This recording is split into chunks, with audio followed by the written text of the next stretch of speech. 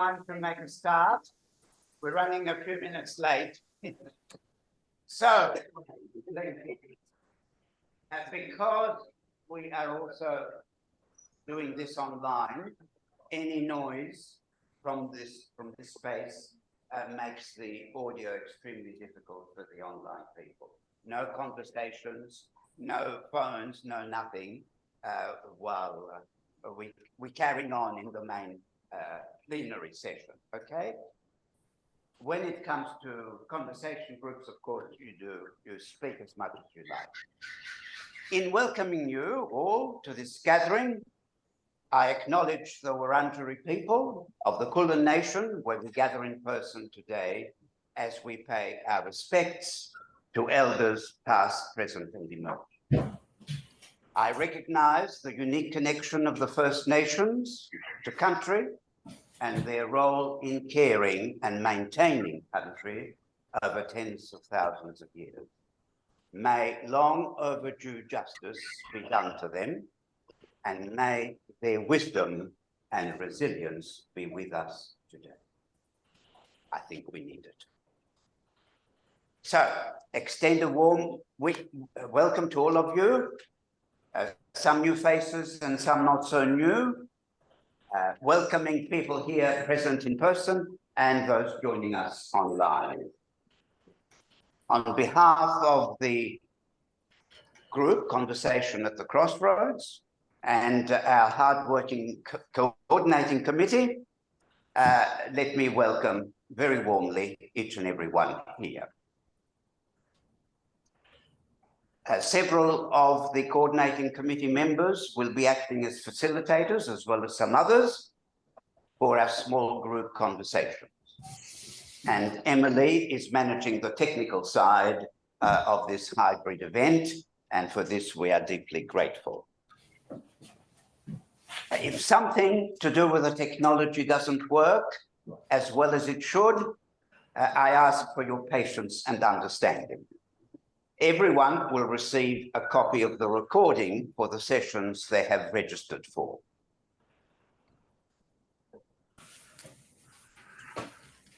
We have, I think, put together a fairly rich program over the 6 weeks, which I hope everyone will find stimulating and useful in the months to come and beyond. Those that have registered just for this evening, I hope we will have the pleasure of your participation in the weeks to come as well. Now, to get the most out of the series, we need 3 things, which are sometimes in scarce supply. 1, intense concentration. You can't have the mind wandering off even for a minute or two. You might be losing the main point of the evening. Some reading in between sessions.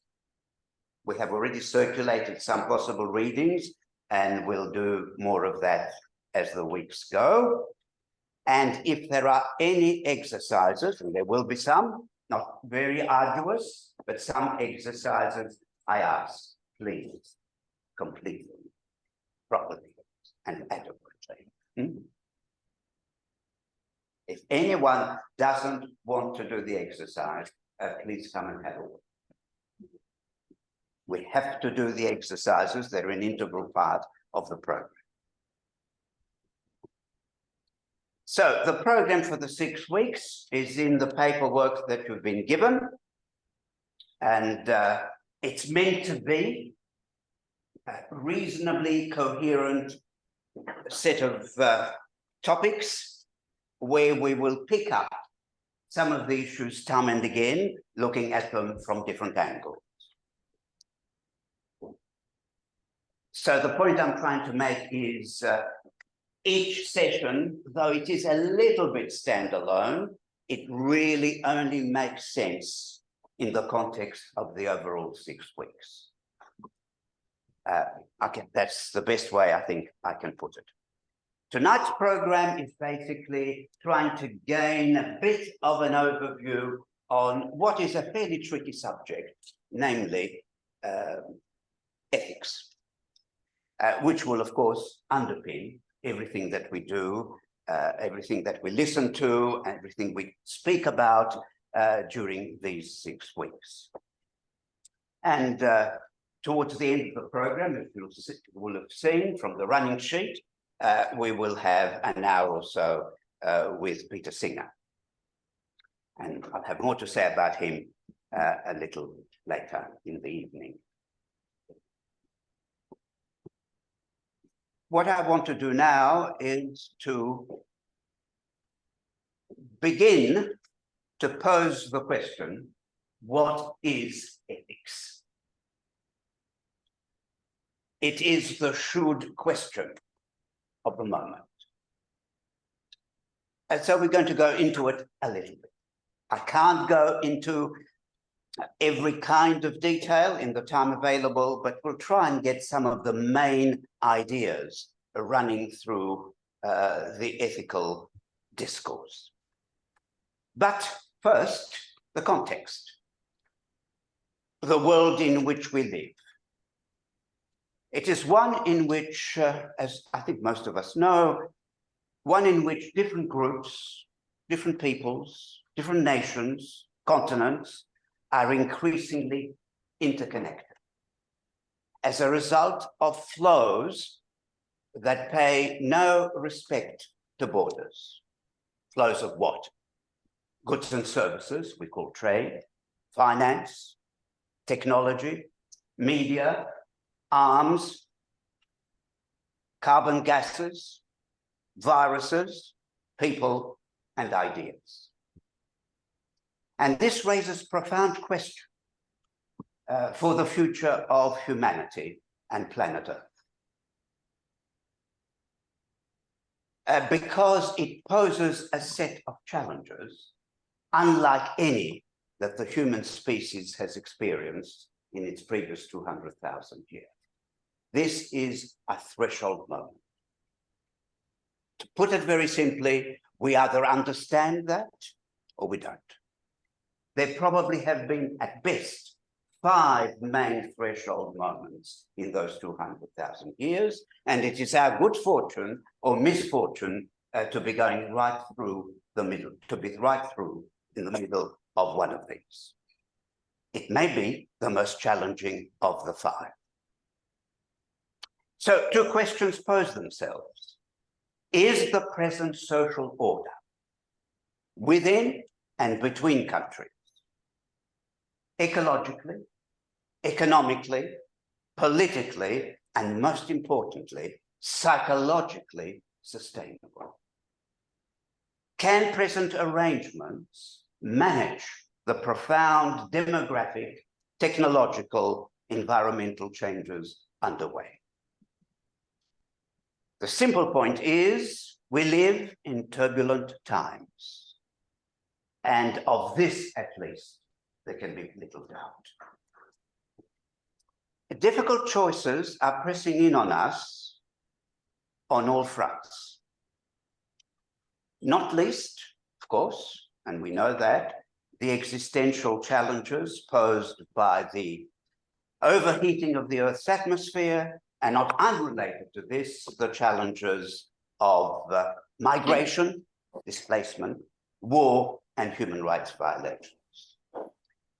And in this regard, if you want to get a sense of it, just think Gaza, Sudan, Ukraine, Afghanistan, Syria, Yemen, or Myanmar.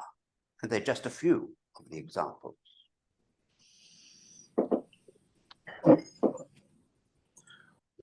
We see entire communities, nations, even whole regions stricken by famine, acute malnutrition, mass displacement, the spread of disease and epidemics and health emergencies, and all this, too often, the effects of grinding poverty exacerbated by the ravages of war and climate change.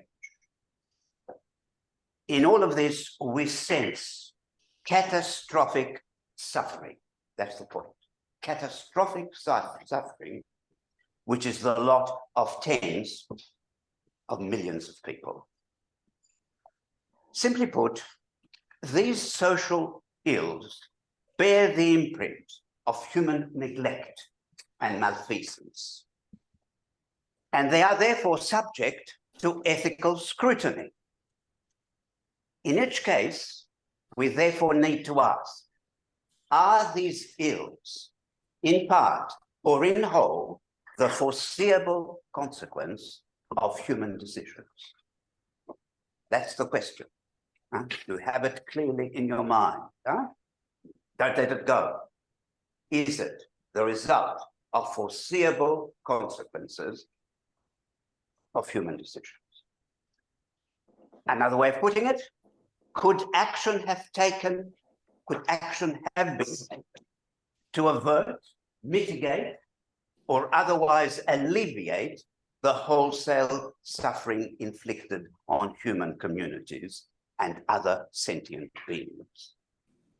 Can action be taken now? What kind of action? By whom? These are the critical ethical questions of our time. Now, some of us might say, these are distant problems. These are distant problems which are not of our making, which we cannot hope to address, let alone resolve. Is this so? Is that true? Is it accurate? Take a country like Australia, for example. Much the same would hold true for any other affluent Western society. I'm choosing Australia by way of example. As we speak, some 3.2 million Australians live in poverty, and that includes 761,000 children. 1 in 6 of Australia's children. These are households which struggle with debt, unable to pay their rent or mortgage, or cover the electricity, water, and phone bills. And nor is this all. Australia today is facing a mental health crisis of epidemic proportions. 1 in 5 Australians suffers from some sort of mental illness every year. Some 45% of Australian adults are affected at some point in their lives by anxiety, depression, substance use, or other mental disorders. And not unrelated to this is the prevalence of violence. Some 8 million Australians are estimated to experience physical and/or sexual violence after the age of 15. 8 million. Not very distant, the problems, are they? The level of incarceration is going up. As of March of this year, 43,000 people were in custody and 81,000 were serving community-based corrections. And if we turn our gaze to the First Nations, the situation is bleaker still. The First Nations, this statistic is important, make up only 3.8% of the Australian population. But these same First Nations account for 32% of the prison population of Australia. Wherever one looks, health, education, employment, life expectancy, infant mortality, suicide rates, disadvantage is rife. This is the lucky country called Australia. Nor is the European invasion of this land and the subsequent dispossession and exclusion of indigenous peoples all there is to the colonial legacy. The colonial legacy being experienced by African countries and others in Asia and other parts of the world is also making its presence felt in this country already. I have pointed to some examples. Another is that Australia has been almost continuously at war since since 1889.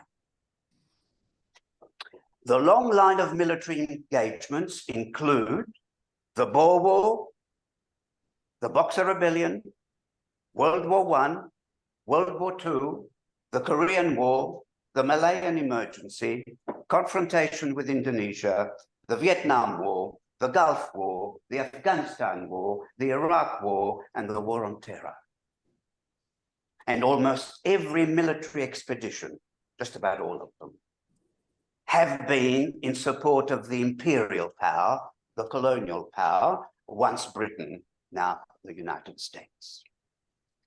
And so the militarization of Australia means, of course, an ever larger security establishment.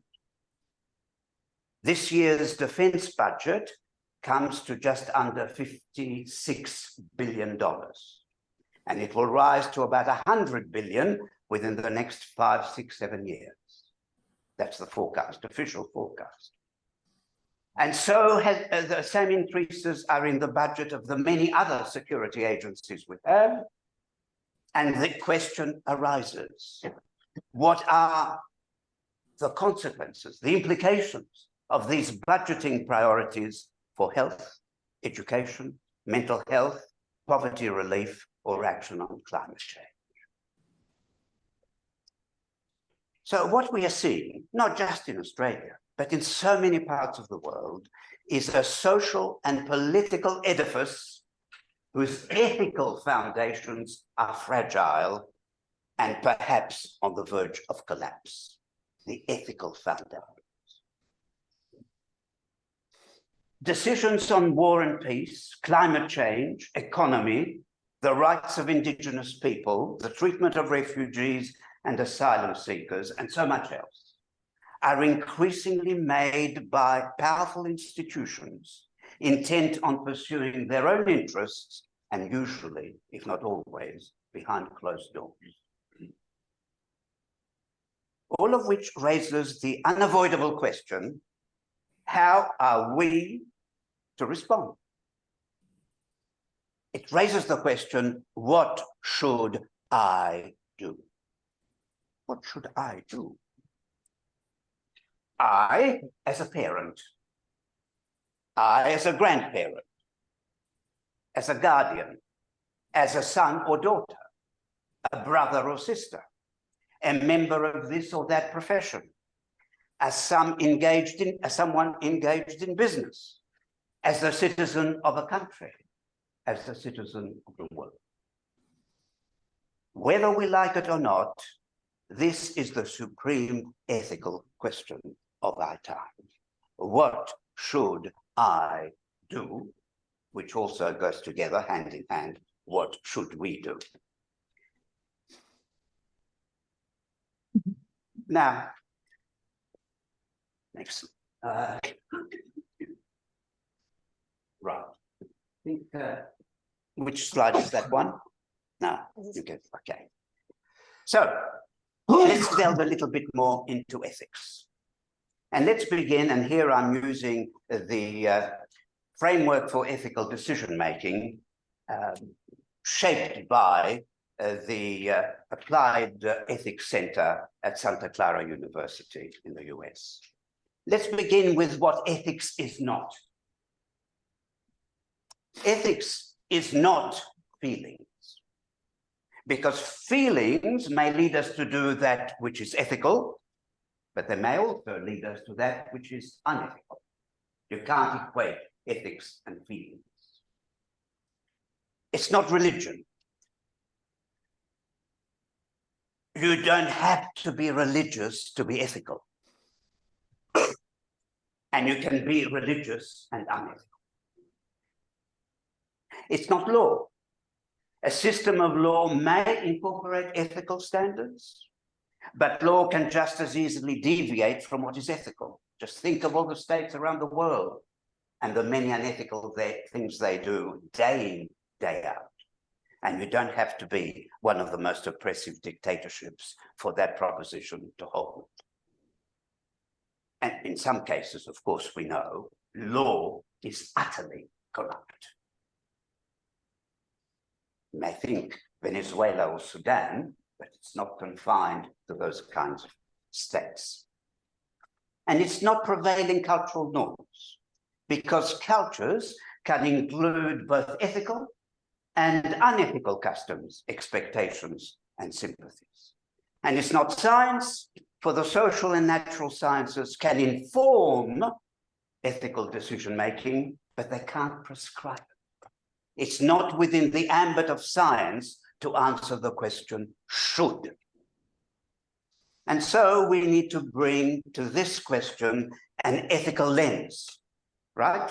We've got to see with an ethical lens, a penetrating ethical lens, the likes of which most people don't have. Of course, it's complicated. I would be foolish to tell you it's very straightforward. It isn't. If ethical standards can't be equated with feelings, religious practices, laws, cultural mores, or science, how do we make judgments about what is right and what is wrong, what is good and what is bad? How do we know how the good life should be lived? If it's none of those things. Well, there are answers.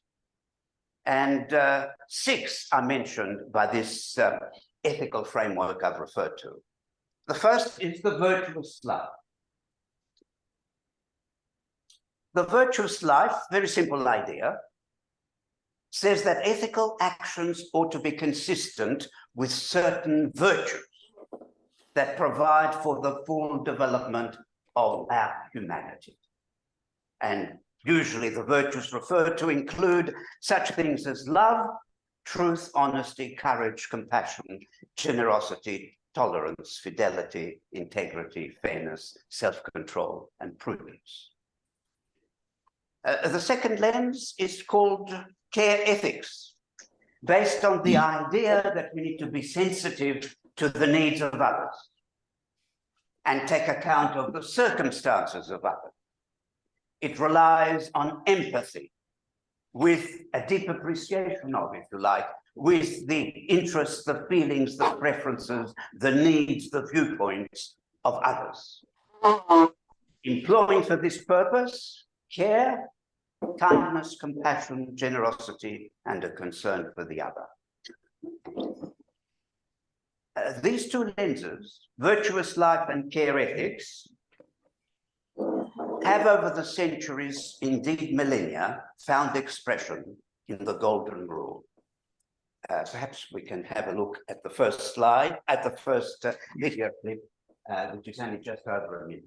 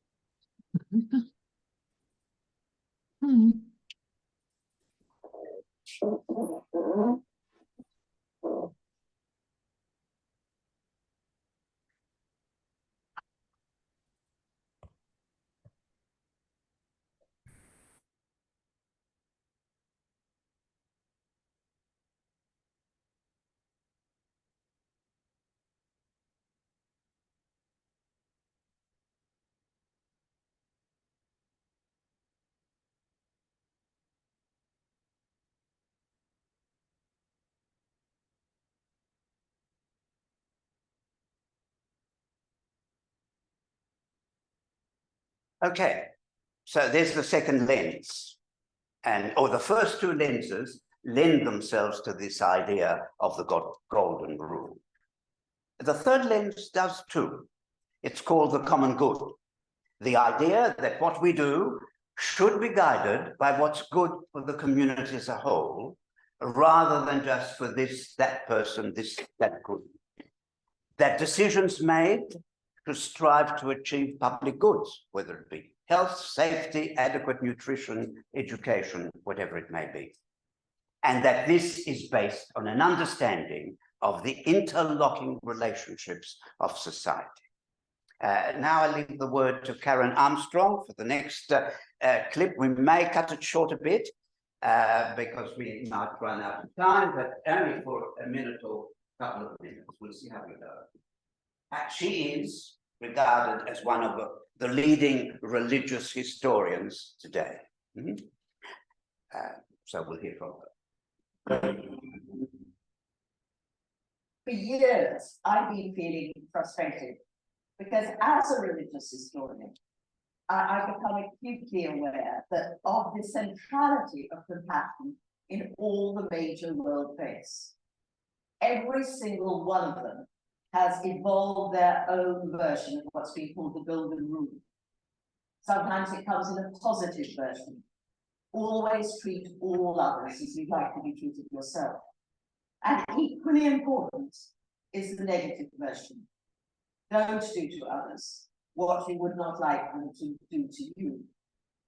Look into your own heart, discover what it is that gives you pain, and then refuse under any circumstance whatsoever to inflict that pain on anybody else. And people have emphasized the importance of compassion, not just because it sounds good, but because it works. People have found that when they have implemented the golden rule, as Confucius said, all day and every day, not just a question of doing your good deed for the day and then returning to a life of greed and egotism, but to do it all day and every day, you dethrone yourself from the center of your world, put another there, and you transcend yourself.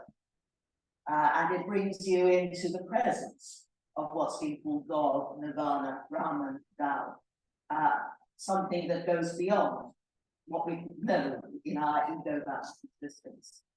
But you know, you never know it a lot of the time that this was so central to the religious life, because with a few wonderful exceptions, very often when religious people come together, religious leaders come together, they're arguing about abstruse doctrines or uttering counsel of hatred or invading against homosexuality or something of that sort. Often people don't really want to be compassionate. I sometimes see when I'm speaking to you may think she is closely aligned to any of the established religions, but that is not her position. She's a fierce critic of all institutionalized religion, because she says, rightly or wrongly, the golden rule is conspicuous by its absence in the practice of many religions. The other two I don't want to spend too much time because they're fairly straightforward and they once probably we're familiar with. The idea of justice, giving everyone their due. I just pass over it because we're familiar with it. The idea of rights, that people are entitled to be treated in a certain way, which has increasingly civil, political, social, cultural, and economic rights been embedded in at least some of the major UN and international treaties, observed by and large in their breach rather than practice. And the last one, the last lens, utilitarianism, and perhaps for that we will leave it to Peter Singer to say a little more. He is arguably the most well-known exponent of effective altruism based on the notion of utilitarianism. So That's all very nice. It's all nice, intended to make you feel good of what's possible. But if only it were as easy as that. It isn't. There's still very complex decisions, choices that need to be made.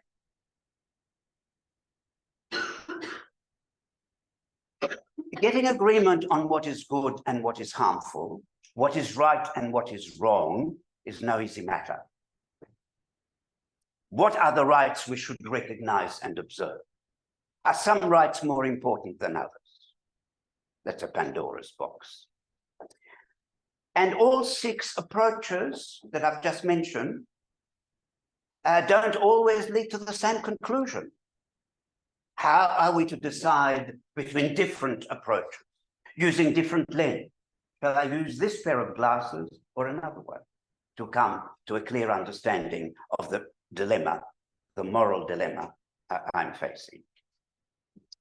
How do we determine what is ethical in specific circumstances? And, well, the first, which is largely missing from a place like Australia and many other places, is careful exploration of the ethical dimensions of the problem. Careful exploration. It's not what you're used to listening to Dutton or Albanese. Careful exploration of the ethical dimensions of a major problem. It's respect for the insights and perspectives of others, and dialogue with oneself, interior dialogue, and dialogue with others.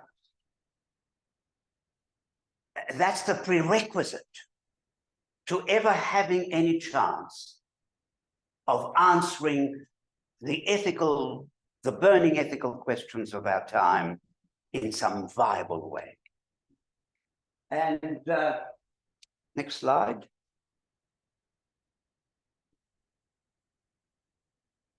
And that gives you, by the way, we'll share the slides with everyone, that I don't have time to go into, but here are some steps as to how we can go about the business of conducting, engaging in, as such, an ethically driven dialogue. In all of this, we need to remember 2 things. Ethical responsibility is the supreme responsibility. There are other responsibilities, but it's only ethical responsibility which is pervasive and unavoidable. I can have a professional responsibility while I'm at work. But once I leave the office, or once I retire from that area of employment, the responsibility stops. The ethical responsibility never stops. It is everywhere. It is pervasive. It is all present. There is no such thing as being off duty.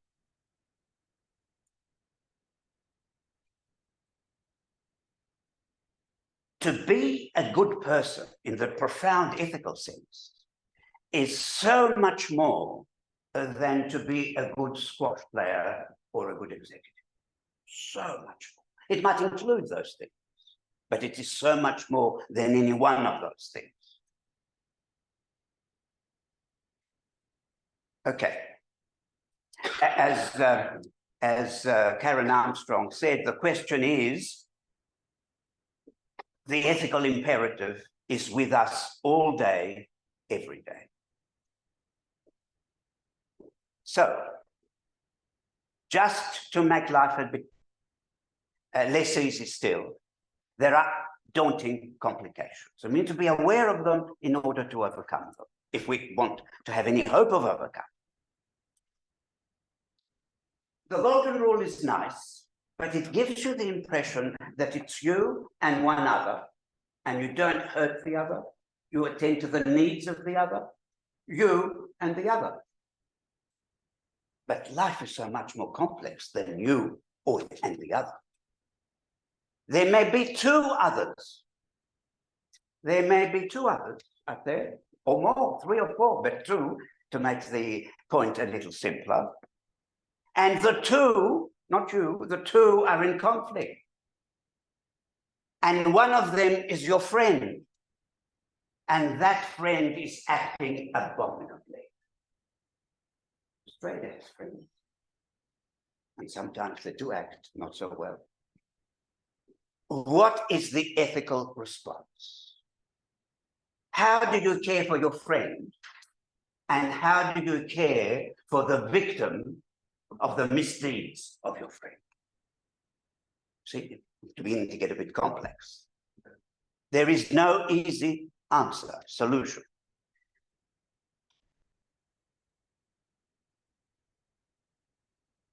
How do I treat two parties in conflict the way I would like them to treat me?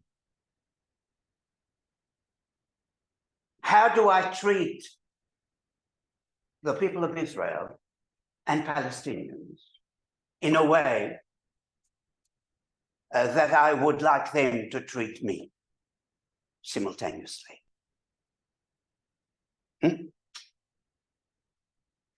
And the task becomes even more difficult when the I is not I, a person, but a group. It could be any kind of group, a professional group, it could be a business enterprise, it could be an entire country.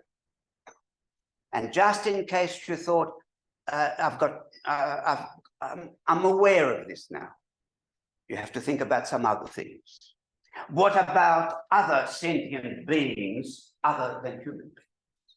That's Peter Singer's, of course, great argument. Not just other human beings, but other sentient beings. And what, as some would argue, it's not just other sentient beings, but the whole of nature, as our First Nations would have it. The whole of nature, because it is alive. And the reality is that, to put it a bit poetically, the cries of the earth, of its threatened ecosystems, are getting louder by the day. And this causes pain to the First Nation. Deep, profound suffering to see it happen. And not to be able to do a great deal about it. So, finally, what can we say? This is the highest level. This is my little hobby horse. What is on trial at the end of the day is not how this human being behaves, that one, and the other one. Or even this group, that group, or the other group. Though they're very important. But what we do is a judgment on the whole of humanity. Especially now that we are more interconnected than ever before in history. The question is, envisioning the whole of humanity, what level is it reaching in terms of ethical excellence? And if the level is very low, and many are inclined to say it's lowish, in spite of some good things happening, we are in a period of lament. What is at stake is not what happens to the people, just what happens to the people of Sudan, Gaza, Myanmar, or somewhere else. It is where to for humanity. That is the supreme ethical question. And on that, the stakes could not be higher. We haven't resolved the questions, but I hope we've opened them up. Now, because I've taken longer than I anticipated, just 5 minutes worth of questions, it might only be 1 or 2, we'll have plenty of time to go into others, and you've heard me enough as it is. But if there are 1 or 2 questions, who is looking at the chat box, in case we have questions from our online? participants? Or do one? Good. Well, let's see whether there's a question from here first. Is there a question? Yes. Now you have to come here. I'm sorry.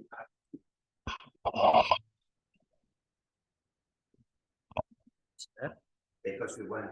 You're fine. I tend to agree with Karen Armstrong that most people with power are ignoring ethics. And so I wonder what still gives you faith that drawing people together to talk about ethics in a room where none of us are Elon Musk, Rupert Murdoch, prime ministers, whatever, it's presumption, maybe some of you are. But what value do you think there is in drawing people together to talk when we don't have actual power to change a lot of the things that we might find wrong about the world? A very good question. And it's one that many of us wrestle with because of the, well, complexity of it, apart from anything else.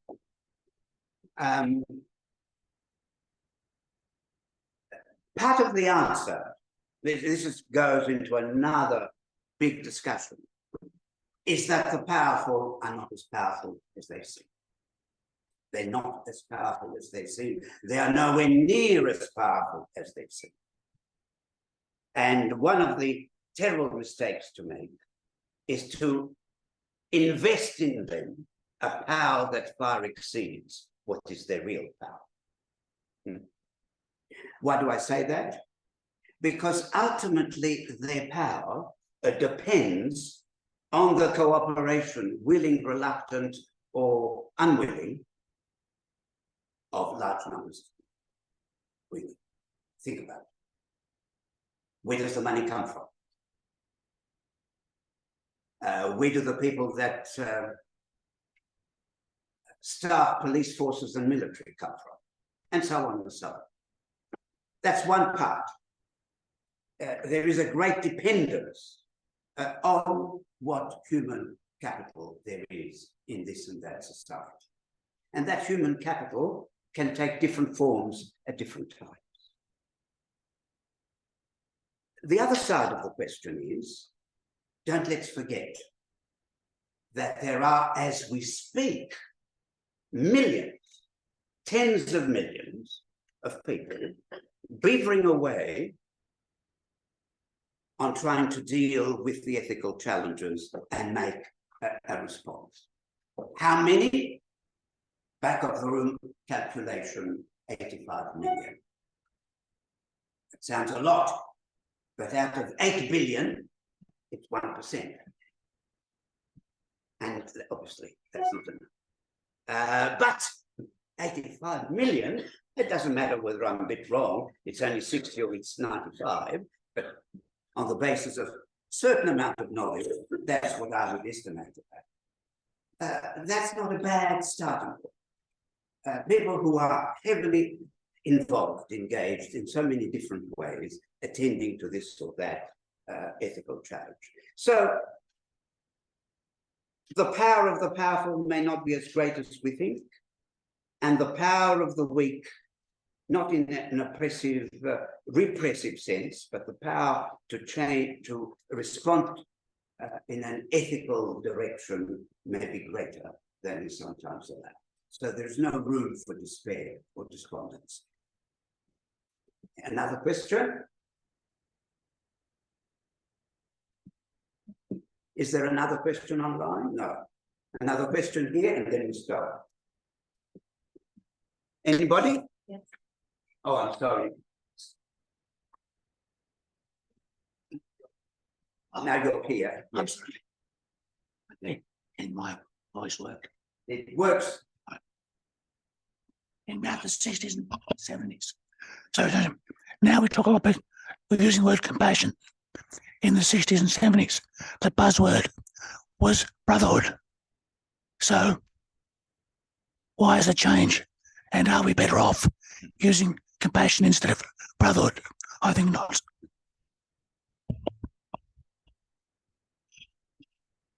Don't let's forget. The question was, in the 60s, perhaps 70s, there were great social movements that appeared to be moving in the right direction, and it seemed on first sight that we have gone backwards rather than making progress. I think the point about that is it's true that there have been great successes of the past. That's true. Against the odds. The removal of the apartheid regime in South Africa happened in the most incredible ways. And the most powerful weapon in that fight was sport. Sport. Because white South Africans were denied the one big thing that linked them to many other parts of the world and in which they were very good. Cricket is but an example. And even the most sympathetically disposed to white South Africa changed. And that includes Australia. Where at the end, towards the end, 70 to 75% of supported strong action, including supporting boycott against the South African regime. Okay. I'm sorry? Yeah. Oh, if there is, then of course Susan one. Okay. Ava, you can unmute and ask your question. Wonderful. Thank you. Am I audible? Yes, you are. Okay, very good. I think there seems to be a tendency to say something like the rich and powerful have no sense of ethics or they disregard ethics, something like this. But I think they probably do have quite strong ideas of what the world needs and what they think is good. So do you think that a better way or like a more accessible way to reach those people who are in positions of power, but with whom we disagree, would be to recognize that they certainly have quite strong values and to try and like negotiate on a rational kind of stage? Or do we just say that they are kind of lost causes? I didn't quite get all of the question. I heard the last little bit, which was about negotiate. Do we negotiate? What was the first bit? Ava, just the beginning of your question. Could you repeat that? It was... Oh, sure. I was just saying we seem to have a tendency to say that the rich and powerful or people with whom we don't agree with have no sense of ethics, but I think they probably do have a sense of their own unique ethic. So I would wonder if a better approach would be to rationally negotiate with them about their view of the world, or to just say that they are lost causes and we ought not, try to speak with them. We should just kind of call to arms and go on without negotiation. That's again a very important question. No one's beyond redemption. But we need to understand that when we say the powerful and the greedy, we don't, in a deeply intellectual way, we don't mean this individual, that individual, that individual. That's not really the issue. It's the institution. It's the institution. It's the ethics of the institution that's the problem. And certain individuals merely put that culture into practice. I'm not absolving anyone of misdeeds, but I'm just trying to say that if you're interested in change, you're not just interested in having a discussion with one person here, another person there, a member of parliament, a minister, an executive in a corporate institution. You are trying to change the culture of the institution. And you may even try and change the institution full stop. So what I'm trying to say is that ethical considerations lead us to put on the table a question, not just what's the ministry under Albanese doing, or under a previous government or a future government. What we are asking is, what's the political culture in Australia like? And what are the underlying principles that guide the functioning of, whether it be the political system, the financial system, corporate activity, and so on. So what I'm trying to get at is, we need something deeper than just having a discussion with someone about some particular action. We need to have discussions with lots and lots of people about underlying the ethical health of our institutions. Of course, concretize. We can't be talking in abstractions. You have to make it concrete. You may be looking at the electoral system. You may be looking at the parliamentary system and how it's functioning. You may be looking at political parties, their structures, how they're funded, etc., etc., etc. But all of those things are on the ethical table. There's no such thing as a taboo question. So anyone who's prepared to enter into a discussion about any of these deeper questions, of course, we have the discussion, we have dialogue. But it's dialogue geared to an understanding of how it is that decisions are actually reached, okay? It would be so childish to think that the President of the United States makes the big decision, or the Prime Minister of Australia makes it. It is childish. They do make decisions, of course, but within a very narrowly constrained set of options. Because they know that if they were to cross any number of red lines, they might be in deep trouble. So it's a question of rethinking these red lines, how they're drawn and how they can be shifted over time. So I'm just opening up these questions. I'm not resolving them, but hopefully over the 5 weeks, we might get just a little bit closer to how we might go about thinking through these very difficult questions. Okay? We'll leave it at that. I'm sorry, Susan. That's okay. All right. Now, we're running about 10 minutes late, so we're going to put the foot on the accelerator a little bit. Now, if we're going to do an exercise, except that we're not going to do it here much. We're going to simply put it on the map, so to speak. And the exercise is called Mapping Our Human Networks. Now, we had a go at such an exercise about 2 years ago. It worked a little, but nowhere near as well as it can, or maybe should. What is this all about? Well, it's a simple idea to begin with, that we all have a network within which we move. Correct? We all have a human network. It's made up of all kinds of people. Family, most obviously, relatives of all kinds, cousins, nieces, uncles, aunts, grandchildren, and on you go, and those of your partner, if you have a partner, and so on and so on. And that's the start. And then there are friends. Today's friends and yesterday's friends. And there are colleagues, today's and yesterday's. Fellow students, staff at a university or a school. Groups to which you belong, sporting clubs, churches, religious clubs, professional bodies, in education, health, social work, whatever it may be.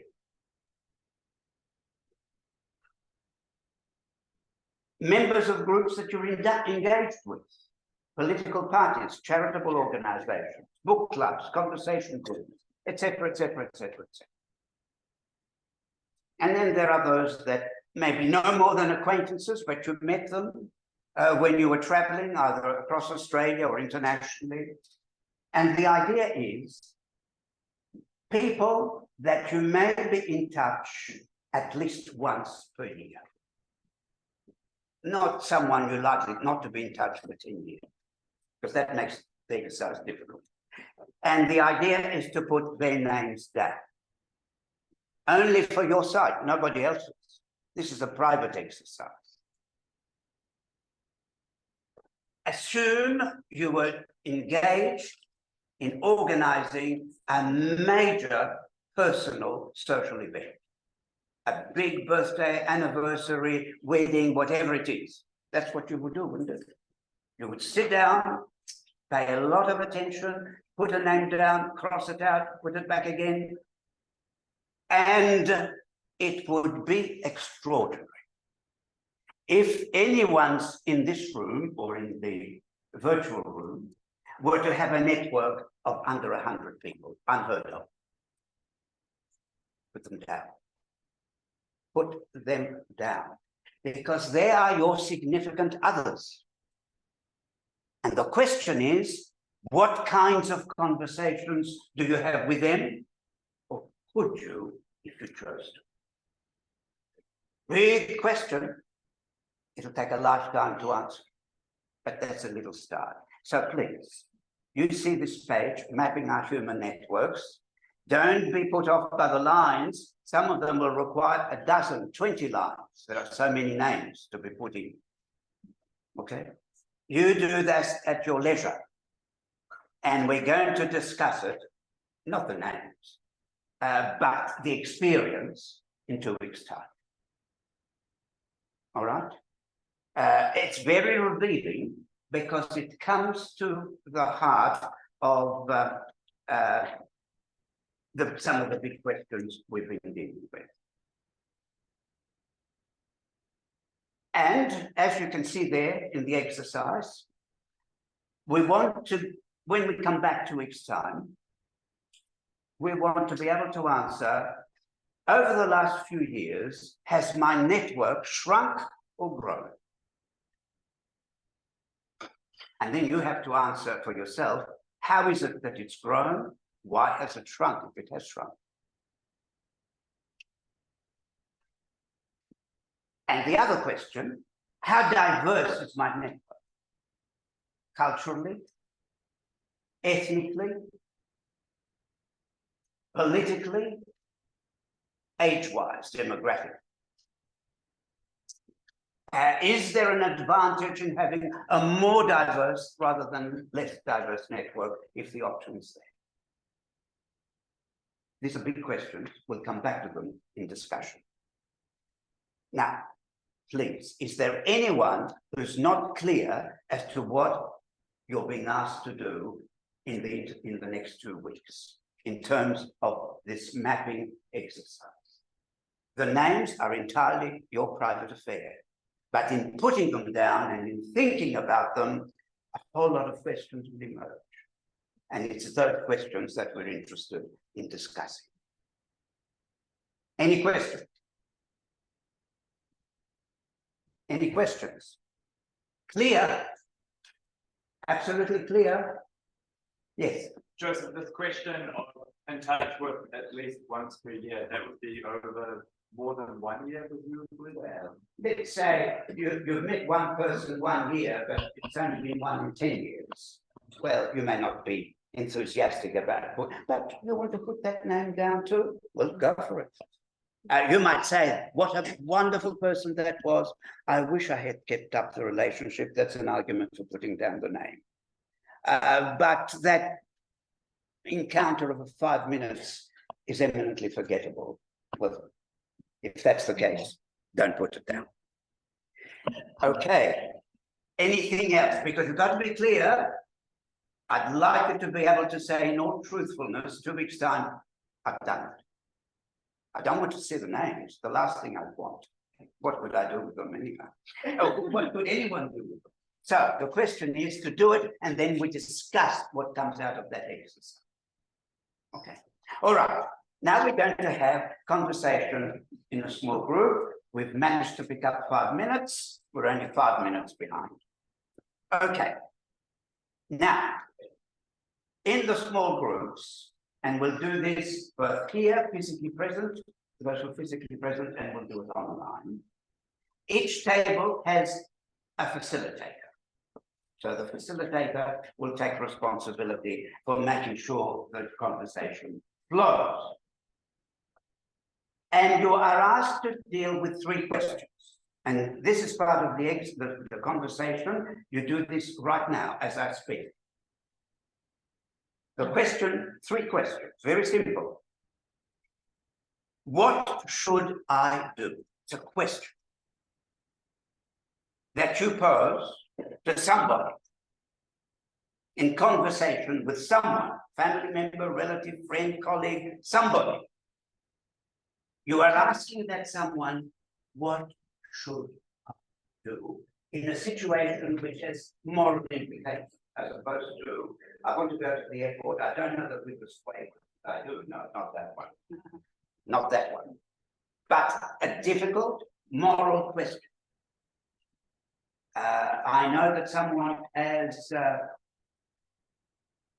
an untreatable disease, but I don't know whether I should say it to the brother or the sister without telling the truth, or in order not to upset them too much without all that. How do you do it? How do you make the decision? You could be asking that kind of question. But it's what I should do in relation to a personal question. That's the first question. What should I do? Now, circle, if you've got a pen, I hope you have. If you haven't shared, whoever has one.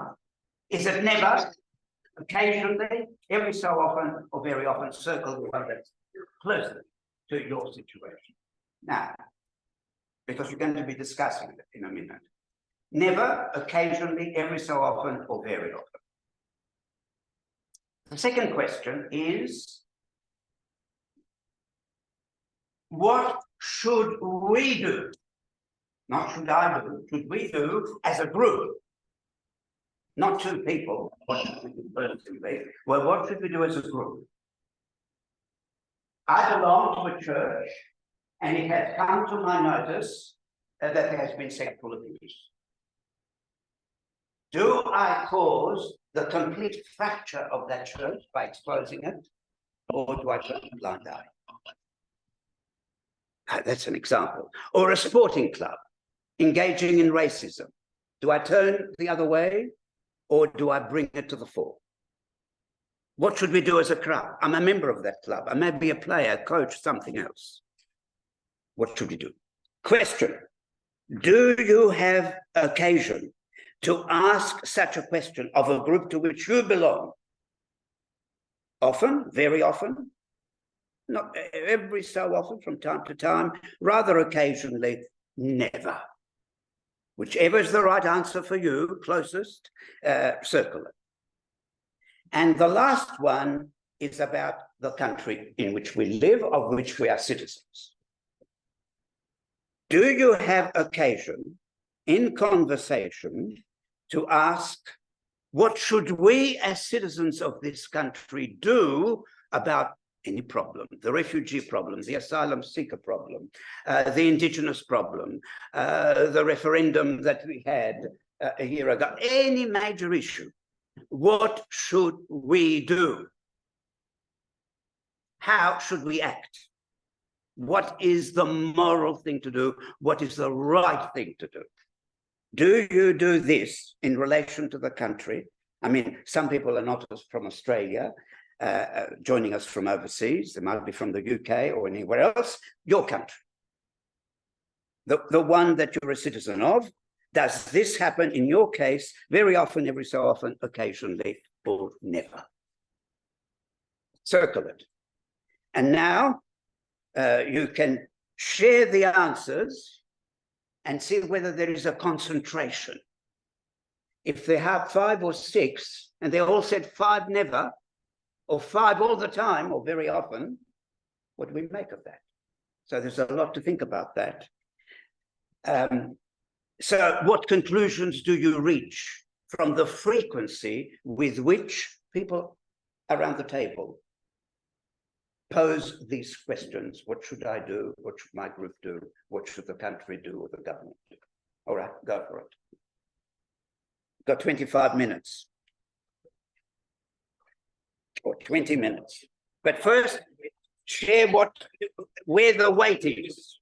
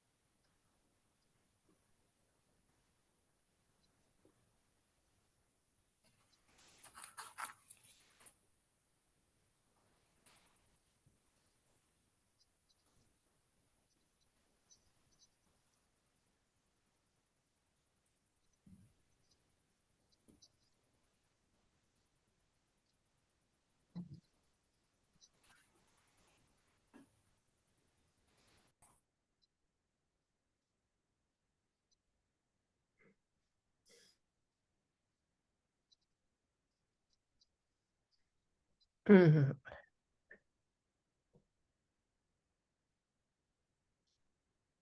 People who are online, is there any process setting up a group? Yes, I think the convener is setting up breakout rooms. Yeah, there we go. All right. Okay, room 5.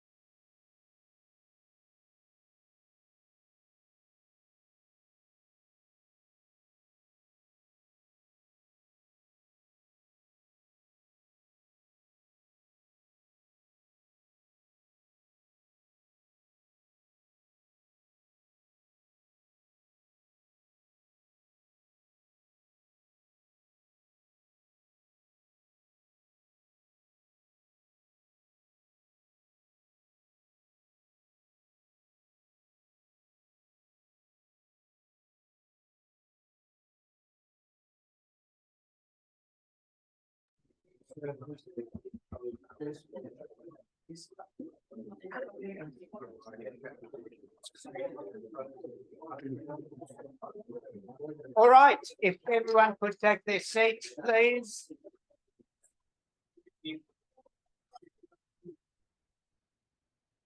Hello?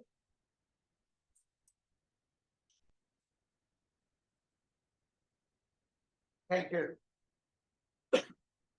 Well, they say it's best to leave the best one to last, and I'm sure that will apply to today's session. It's a great pleasure to introduce our first guest for the series, Peter Singer. Some of you will know of him for sure, but not all of you will know much, perhaps, about his background. He was born in Melbourne, educated at this university, Melbourne, and then at Oxford. He has taught in many places, in particular the United States, Australia. He was, for many, many years, 20-odd years, professor of bioethics at the University Center for Human Values at Princeton University. He's probably best known to a lay public for his book, Animal Liberation, which is now almost 40 years old. No, more, 50. 50 next year, yeah. His other books, I'll only mention a few, there are many. The Expanding Circle, How Are We to Live? Rethinking Life and Death, Pushing Time Away, The Life You Can Save, The Point of View of the Universe, Ethics in the Real World, and recently, a book which I greatly enjoyed reading, The Buddhist and the Ethicist, co-authored with Shi Chao Hui. In 2012, Peter was made a Companion of the Order of Australia, the nation's highest civic award. He founded the charity The Life You Can Save. He's a founding co-editor of the Journal of Controversial Ideas. He's been awarded many other awards and prizes, including the BBVA Foundation Frontiers of Knowledge Award in Humanities and Social Sciences. That's, as far as I know, a Spanish-based foundation. For those of you who don't know, he was the lead candidate for the Greens, stood for the Senate in 1996, was it? And before that, he stood in the electorate of Kooyong after Peacock's departure. And in that election, of course, he didn't win, but the Greens, I think from memory, scored in the mid to high 20s% of the vote. So that set the Greens, to some extent, going in the years that followed. So it's with great pleasure that I introduce Peter Singer.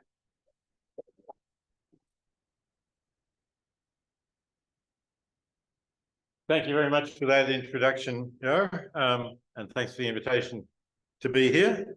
When you said, of course I didn't win Kooyong, I mean, looking back now, since the Teals did win Kooyong, maybe I was just a little bit ahead of my time. You made it possible. And I could have. But yes, obviously I wasn't expecting to win Kooyong.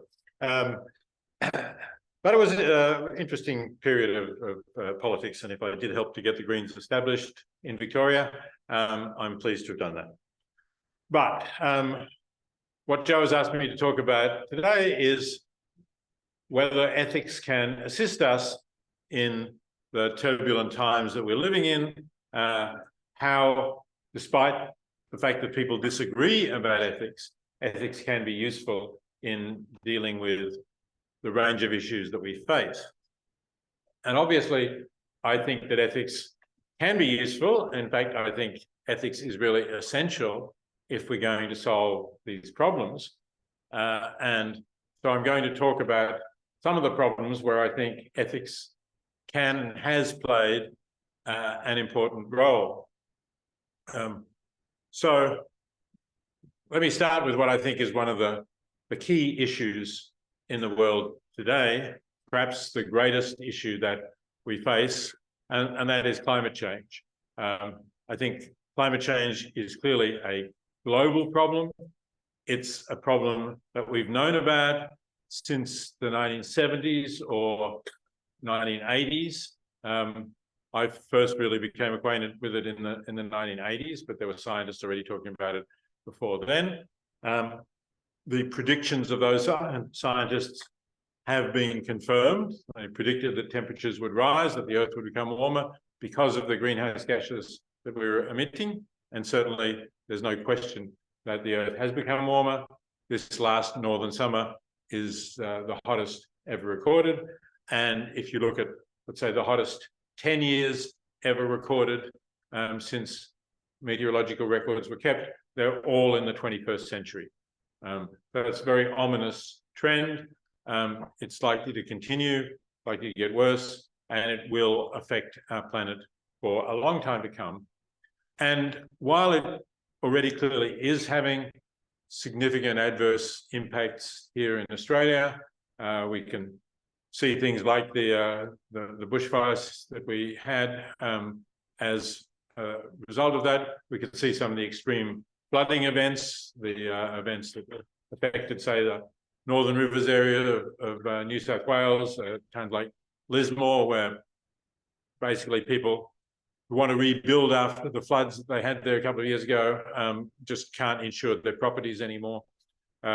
These are dramatic changes for Australia, but the changes are going to be much worse for people in lower income countries, partly because many of those low income countries are already hotter than most parts of Australia, certainly hotter than the parts of Australia where most people live.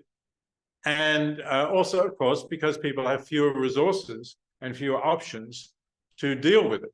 So if you are dependent on rainfall for your harvest, so that you have a crop to feed yourself and your family and maybe something to sell, and rainfall patterns change, you will become a climate refugee.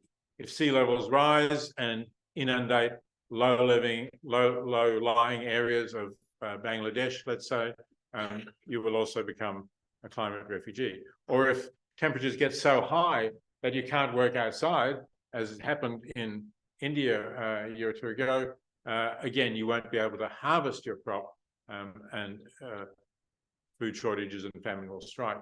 So this is an enormous problem. Why is it an ethical problem? Well, it's an ethical problem in many dimensions.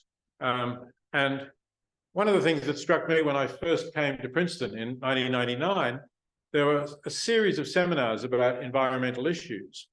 And some of those seminars talked about climate change, but the speakers were essentially people interested in public policy with very much a US focus, very much a focus on how will this affect the US? What will be the economic costs to the US of lowering its greenhouse gas emissions? And there was very little discussion of ethics at that time. And it seemed to me that this was something really important that was lacking. It wasn't just, is this going to be costly for the United States to make the change? And are the costs worth it, given the costs that climate change would impose on the United States? It was, what are we doing to the rest of the world as the primary thing? Can we ignore that? Can we ignore the fact that we are clearly harming the rest of the world by changing their climate, not only ours? And then a further question is, and what about the future? What are we doing to future generations? And how do we count them in the calculations? And if you're a policy person, particularly if you're somebody who is an elected politician, then obviously people outside the United States don't vote in US elections, so they're not relevant to whether you get re-elected. And future generations are not relevant to whether you get elected. Sure, there may be some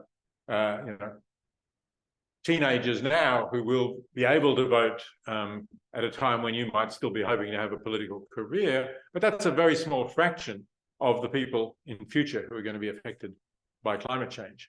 So there was this tendency to focus on that kind of both geographical boundaries and time frame that affected us now. And clearly that's not an ethical perspective, because I think while it's true that there is a lot of disagreement in ethics, I don't think there's much disagreement about the fact that what happens to human beings, whether they live or die, whether they have lives of reasonable quality, or whether they are faced with terrible hardship, that matters, and it matters beyond your national boundaries. That we have some duties, we can discuss exactly what duties and to what extent, you know, how much they should weigh for us. But I think everybody really would agree that we have some duties to human beings everywhere. And I think everyone would agree also that harming future generations is, again, something that is contrary to some important ethical principles. And you know, we wouldn't doubt that in other contexts. For example, if somebody said, well, let's say we're using nuclear power, we're producing nuclear waste, it'll be radioactive for thousands of years, but we're not going to be around for thousands of years. People in thousands of years aren't going to affect us. So let's just store it somewhere where it'll be safe for, let's say, 150 years. Nobody around here now is going to be alive in 150 years. So what does it matter? Let them look after the problem. I think most people would agree that that would be the wrong thing to do. So if that's the wrong thing to do, then I think it's pretty clear that it's the wrong thing to do to make the climate of the planet such that the planet is less inhabitable, that parts of it are not inhabitable, in 150 years or further down the track. So those are ethical issues. And then there's a further ethical question, which is, okay, so what should we be doing about it? Now, the we here, speaking to you now, might be we in Australia. If I was at Princeton, it might be we in the US and the US government. But in either of those cases, and of course in many other affluent industrialized nations as well, we would be producing a much higher level of greenhouse gases than most of the world, maybe 5 times higher than some nations. And if you really look at poorer nations, maybe 20 or 100 times higher than some of the poorest nations in the world. And that's on a per capita basis. So that raises the question, well, what should we be doing about that? What level, how much should we reduce our greenhouse gases? And when we're trying to negotiate treaties and agreements, as we're doing, what's a fair distribution of, if you like, permits to emit or quotas to emit greenhouse gases? What's the level we should aim to get at? Now, there has been some debate about that. I think the most plausible answer is calculate what the world can cope with without catastrophic climate change. So catastrophic climate change is generally regarded as warming of 2 degrees Celsius above pre-industrial levels.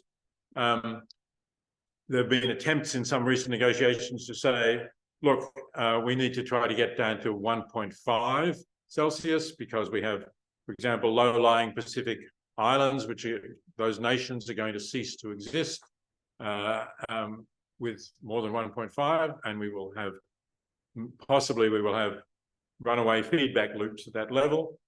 But whether it's 2 or 1.5, it's clear that there's a very limited carbon budget that the world can emit. And so what you could do is you could take that carbon budget, say, it was often calculated on 2050. How much can the world emit by 2050 in order to avoid exceeding the 2 degrees Celsius boundary?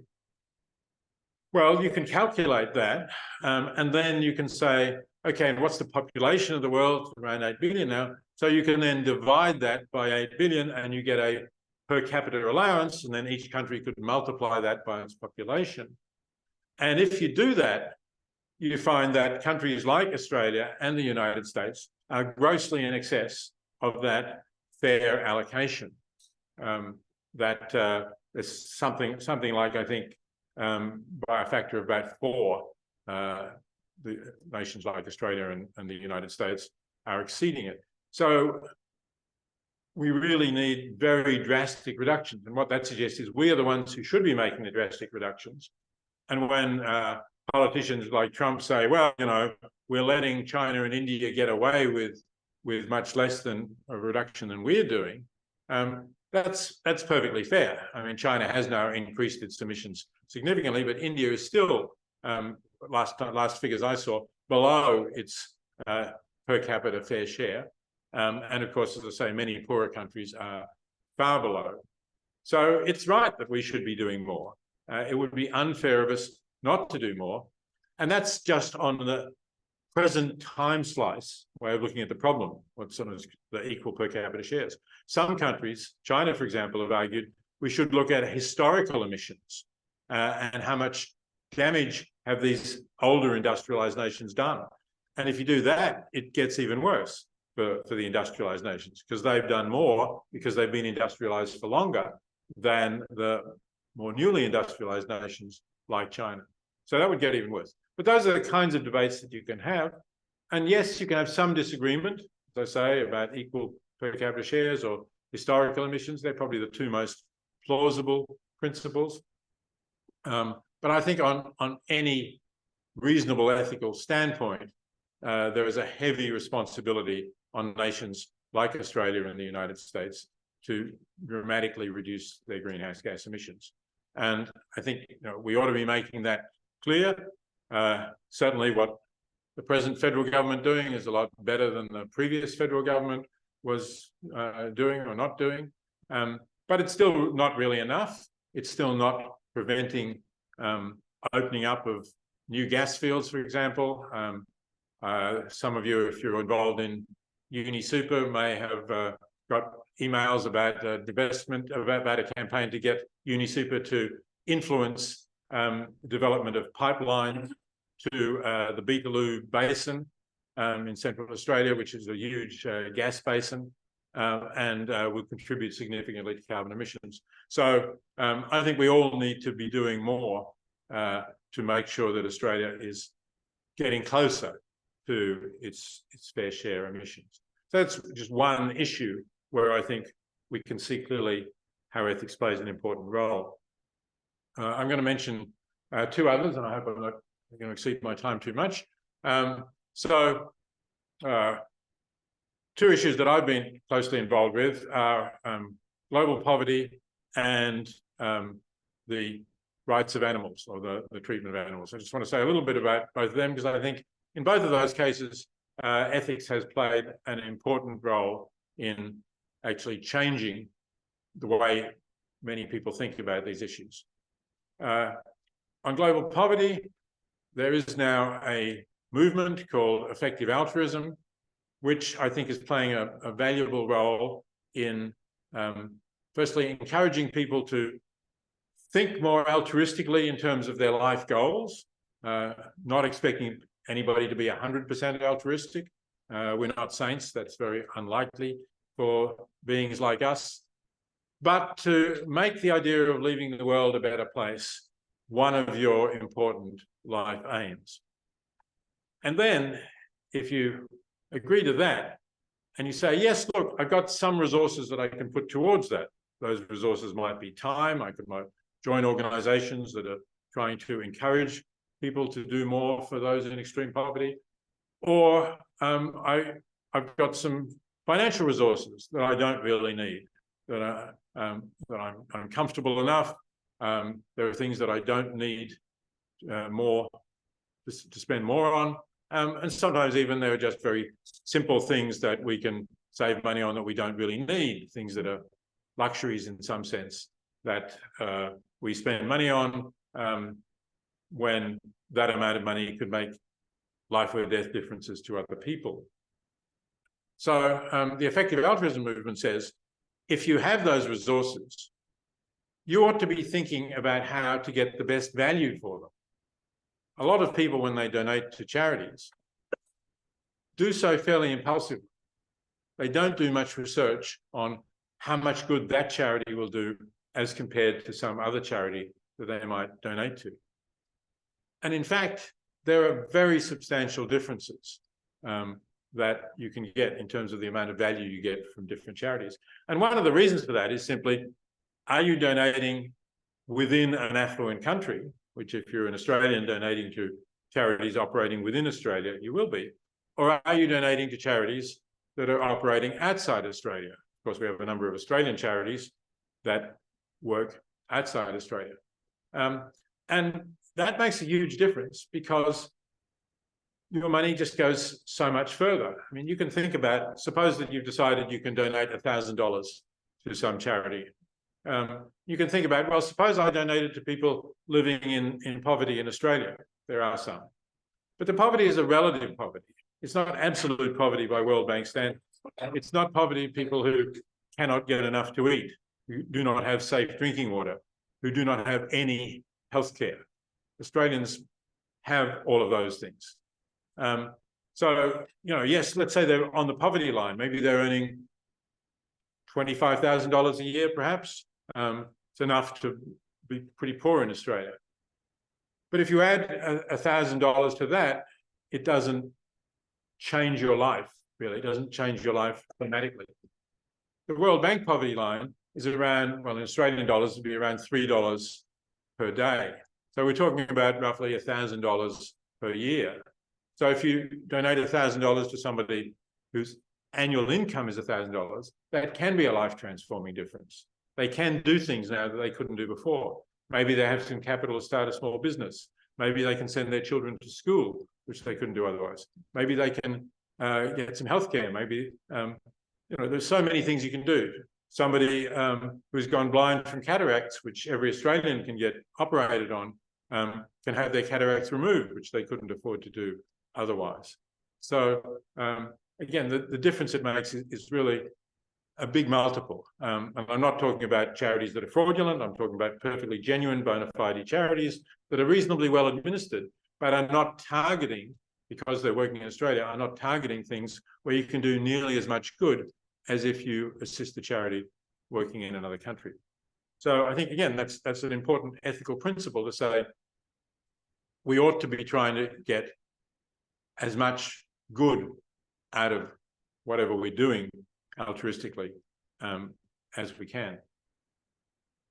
And thirdly, let me just talk briefly about the status of animals, which, as Joe said in introducing me, is one of the things that I've contributed to through writing Animal Liberation and writing many other things over the years. Last year, I produced an updated version of the book called Animal Liberation Now, which brings it fully up to 2023 anyway. But you know, I'm proud to say that the 1975 book, I think, did have an influence in helping the development of a movement which was not simply the traditional anti-cruelty movements that we had up to the 1970s. Yes, we had an RSPCA here in Australia. The RSPCA, as its mother organisation in the United Kingdom and in many other places, was essentially concerned with cats and dogs, maybe with horses as well. It was really not concerned with either the standards of research on animals, which certainly needed a lot of improvement then, and it was not concerned with factory farming, with intensive farming, which was already then, I think, the major way in which we were making animals suffer and inflicting miserable lives on animals. And that has only, unfortunately, grown in the intermediate years.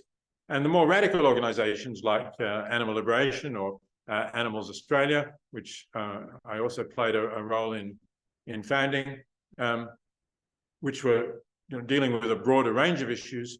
For example, Animals Australia was instrumental in getting the government to say that it was going to phase out the live export of sheep by sea to the Middle East and other countries, which is a horrendously cruel trade. So those kinds of campaigns were not existing. And I think that, again, I've argued that it's not really defensible to limit ethics to our species. Not denying that we're different in many ways, obviously, from other species, but it's the capacity of to suffer that is fundamental. And I think any being capable of suffering has a moral status that means that we are not entitled to ignore or even to discount its suffering just because it's not a human being.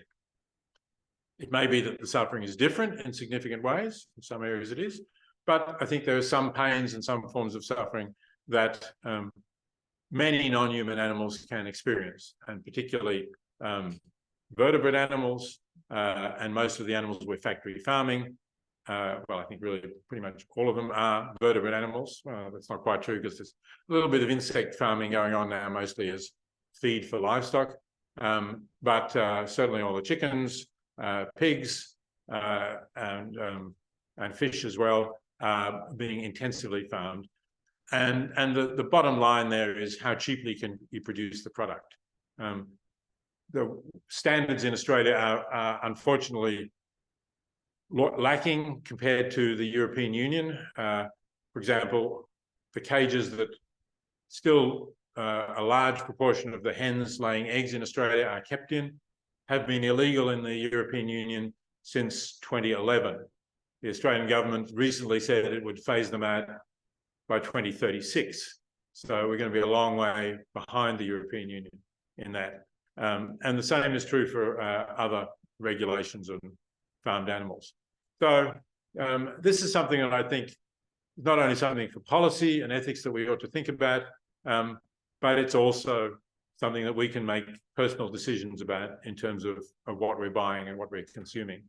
And I think it's really difficult to justify ethically consuming in particular factory farm products. I'm not going to say you have to become vegetarian or vegan, but I do think those are ideal. But if you find that you really find it too tough to stop eating animal products, I think the least you can do is to find those that come from animals who have been outside, who've had a decent life, who've met some basic ethical standards. That will take a bit of inquiry, not so much with eggs now, because our egg cartons are pretty descriptively labelled, certainly the free-range egg ones, but with some other products it will. But I think that's really important. And I'm disappointed that more people aren't doing that, I have to say. One of the things, I'll close on this note, one of the things that I've started doing in my retirement is to run a podcast which I'm co-hosting with a Polish colleague of mine. It's called Lives Well Lived. We talk about what it is to live well with guests. And the two quite recent ones have talked about the treatment of animals. One with a psychologist, Paul Bloom, and one which is not yet released, but will be released on Thursday, I think, with Sam Harris, where we also talk about the treatment of animals. And he agrees with me about, he says, factory farming is a horror show. And I'm pushing him on why he hasn't quite got to the point of actually avoiding those products. So if you're interested in further conversations, please look at that. You can get the podcast on Spotify or Apple Podcasts or wherever you get your podcasts. Thanks very much. I'll be happy to have some conversation, Joe, and then we'll have some Q&A.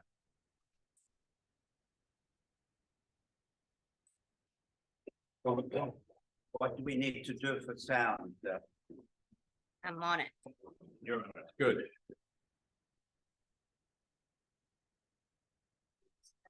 I'll tell you if you can hear well. Yes. How well is that? Is it good enough or no? The section. No, that was. Okay, and I'm already mic, right? So I should be. Okay. You can put that there. Extra. Great. Okay, thanks. Okay, is it possible to move the podium further because it's blocking some of the? Maybe it's not possible to move it right away. Can move it. Then I can come. We can come forward a bit. How's that? Right. Good. Okay.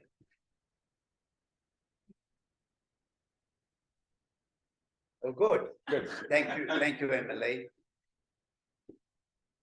Now, Peter, what is the ethical case for taking seriously the suffering of others? Is it just someone's preference? It sounds good. I feel comforted by the idea of doing something to relieve suffering, or is it something more fundamental? I think it's more fundamental.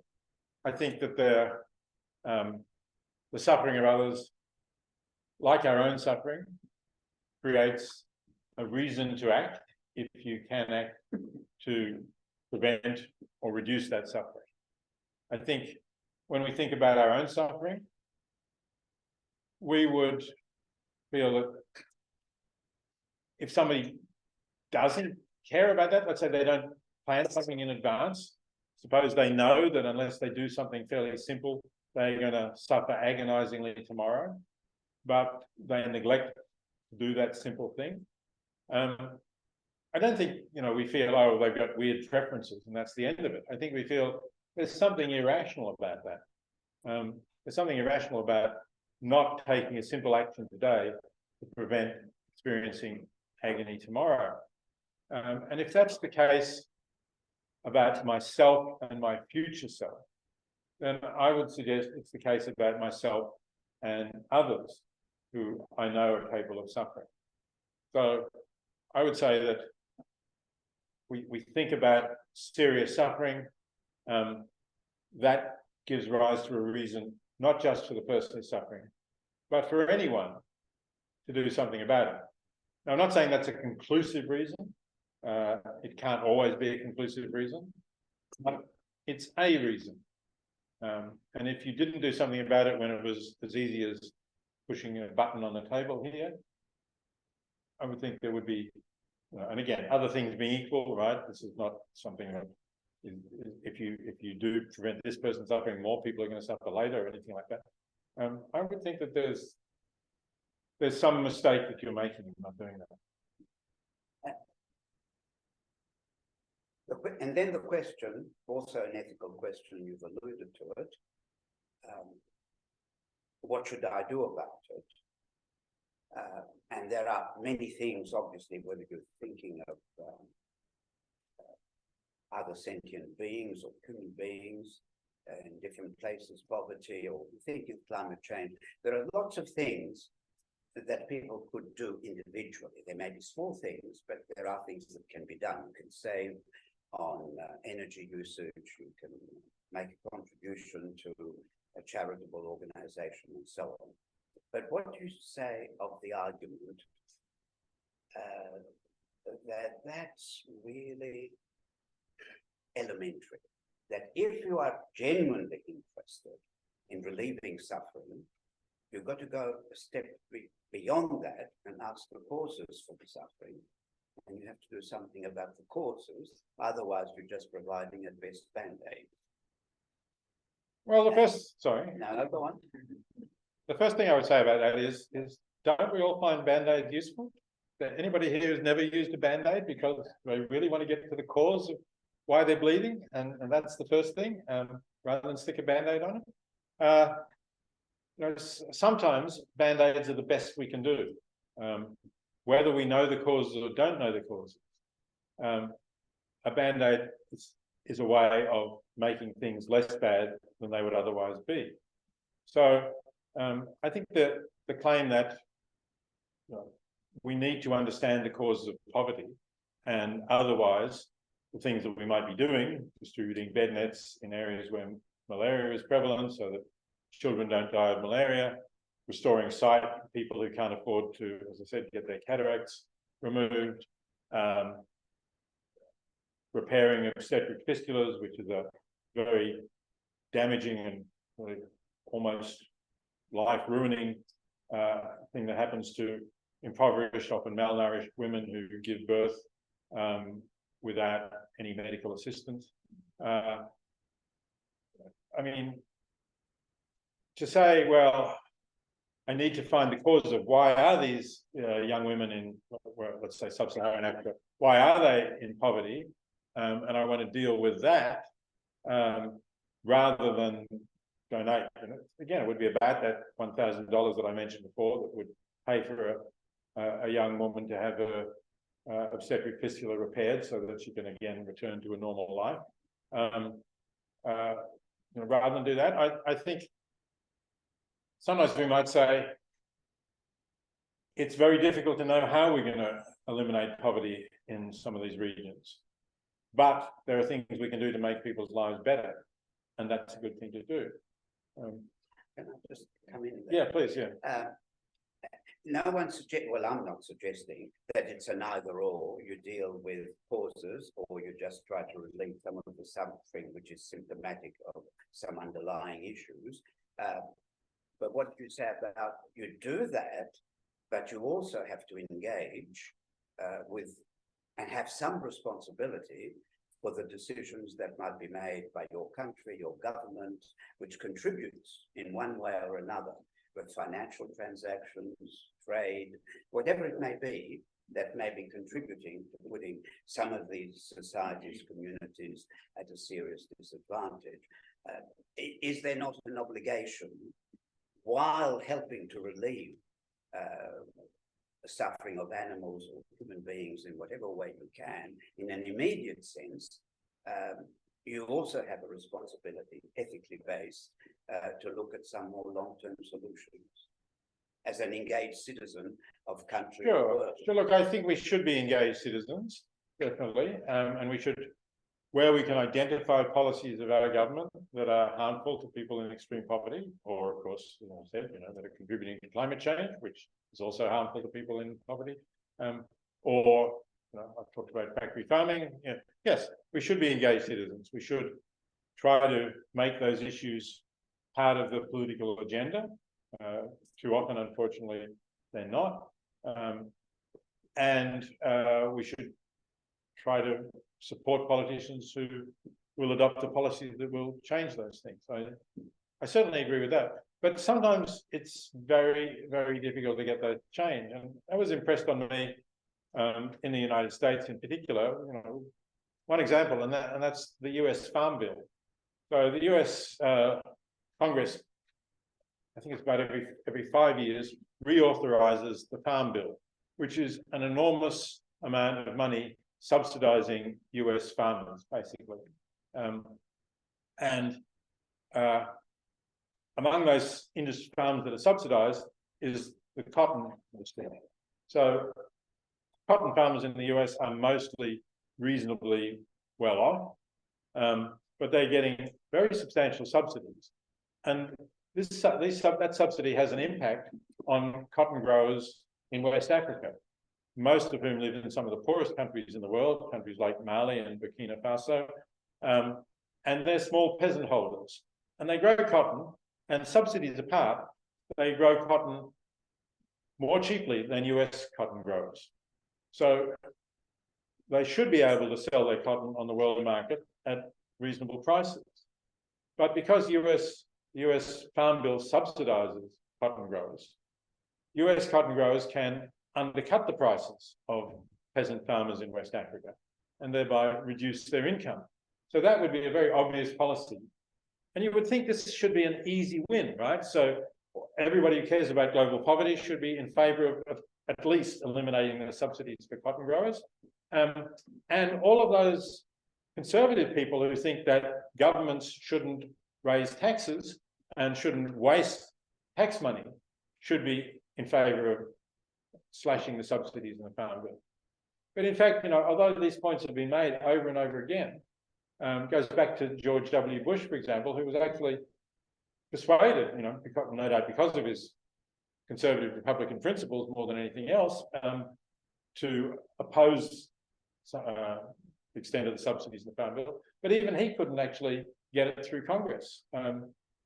So it's just too tough. It's a matter of regional politics, it's a matter of the states where these farmers are wanting the subsidies, and the congressional representatives needing donations from those lobby groups. So yeah, even when you can see a solution and it seems very obvious, and not all the solutions are obvious, it's sometimes incredibly hard to actually make it happen. And I can understand why people will say, well, rather than just keep trying with that, I'm going to put more effort into helping the people in poverty rather than eliminating that part of the cause of their problem. That raises the question of collective as opposed to purely individual responsibility. Do you think there is such a thing as collective responsibility, ethically based, in responding to a number of issues of the likes of which you've been discussing? Is there a collective agency as well as purely individual one? What's your take on that? That's actually quite a vexed philosophical question. There's quite a lot of discussion about collective agency. My Princeton colleague, who is also an Australian, Philip Pettit, has written quite a lot about that. He was at ANU for many years before he went to Princeton. So yes, personally, I think there is a sense in which you can talk about collective agency. You can talk about, for example, if Australians don't vote for governments with strong climate policies, then you could say we are collectively responsible for the greenhouse gas emission that we emit as a nation, and that's wrong. But we're also individually responsible, and we're individually responsible not only for our personal emissions, but also could we have contributed to organisations that were active in that sphere and that might have helped to make climate change more of a salient issue at the last election or various elections. So there's lots of ways in which collective responsibility can be made up of individual responsibilities as well. So I think my answer is, yes, there is both individual and collective responsibility, slightly different senses of responsibility, but they're both there. And could you, before we open it up for questions, for people who may not have read some of your writings, could you say a word about what do you see as the relevance of effective altruism in these current debates and discussions? Well, I mean, effective altruism is doing two things. It's trying to get people to look outward, and although of course it could be altruism limited to your own country or even a smaller group. If you look at what is going on in effective altruism groups, and there are groups all over the world, and you can find them online. There are a lot of discussion forums, a lot of blogging. Generally, they're cosmopolitan in their approach. So they take a global approach. When they say make the world a better place, they really mean make the world a better place, not just make my corner of the world a better place. So that's one contribution, I think, to try to emphasize that against those who say, people sometimes say this cliche, charity begins at home. Maybe it begins at home, but it shouldn't stay at home. Also this other point about doing a little bit of research, and actually you don't have to do very much now because it's online, to find out how to get the best value for your charitable dollar. I founded an organization called The Life You Can Save. I wrote a book with that title, which was published in 2009. And if you want to read the book, by the way, you can go to thelifeyoucansave.org and you can download it free as an ebook or an audio book. We got the rights back from the Random House, the original publisher, and made those versions of the book free. So that organization does research and collates research of others specifically on organizations helping people in extreme poverty. So if that's what you want to do, find the most effective organizations doing that. There's 20-something organizations listed on the website. And you can donate through them, and by donating to them through The Life You Can Save, you can get a tax deduction in Australia for them as well, which wasn't always previously the case.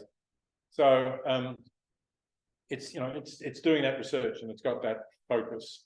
And to some extent, that's spread over to the animal movement, although not really in Australia, but there's an organization called Animal Charity Evaluators that does something similar for organizations helping animals globally. I think Animals Australia has been among their top recommended charities. I'm not quite confident that it still is, but it's certainly been around there. And I would recommend it as the most effective organization in Australia for animals. But there are other organizations worldwide that have evaluated it. So I think that's an important function that it has had.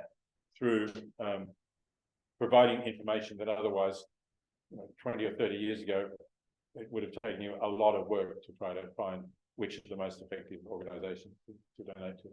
So that's the criterion for effectiveness, informed decision making. Yes, that's right. Yes, based on independent evaluation. Right? Obviously, charities put out all sorts of information, some of it reliable, some of it less reliable, some of it appealing to your heartstrings, showing photos of smiling children who've been helped. But that's really not good enough. If we want to buy something for ourselves, if you're in the market for a new phone or even a new car, you're going to go online and do some research and say, how can I get the best value for what I'm willing to spend, something that best suits my need? And it's extraordinary how little research people do for charities. And it's actually, if anything, the gap between the average and the best charity is bigger than the gap between the average and the best phone or the average and the best car. Why is that? Well, because the market, because people do that research when they're buying products. If you had a phone that cost 5 times as much as another phone with similar functions, you would not stay in the marketplace for very long. You'd be out of business. But you can easily be a charity that does only a fifth or a tenth, or I would argue 100th as much good as another charity. And again, this is not a fraudulent charity. This is just a charity that has not chosen its targets as the ones that offer really good value. And yet you could still stay in business because you can appeal to people's emotions, and as long as they don't do any research or reflect much on how much bang for their buck they will get, they'll still give to you. I think it's time to get some questions from the floor here and from our own line. Yes, yes. I've That's got right. 2 already that people popped in the chat.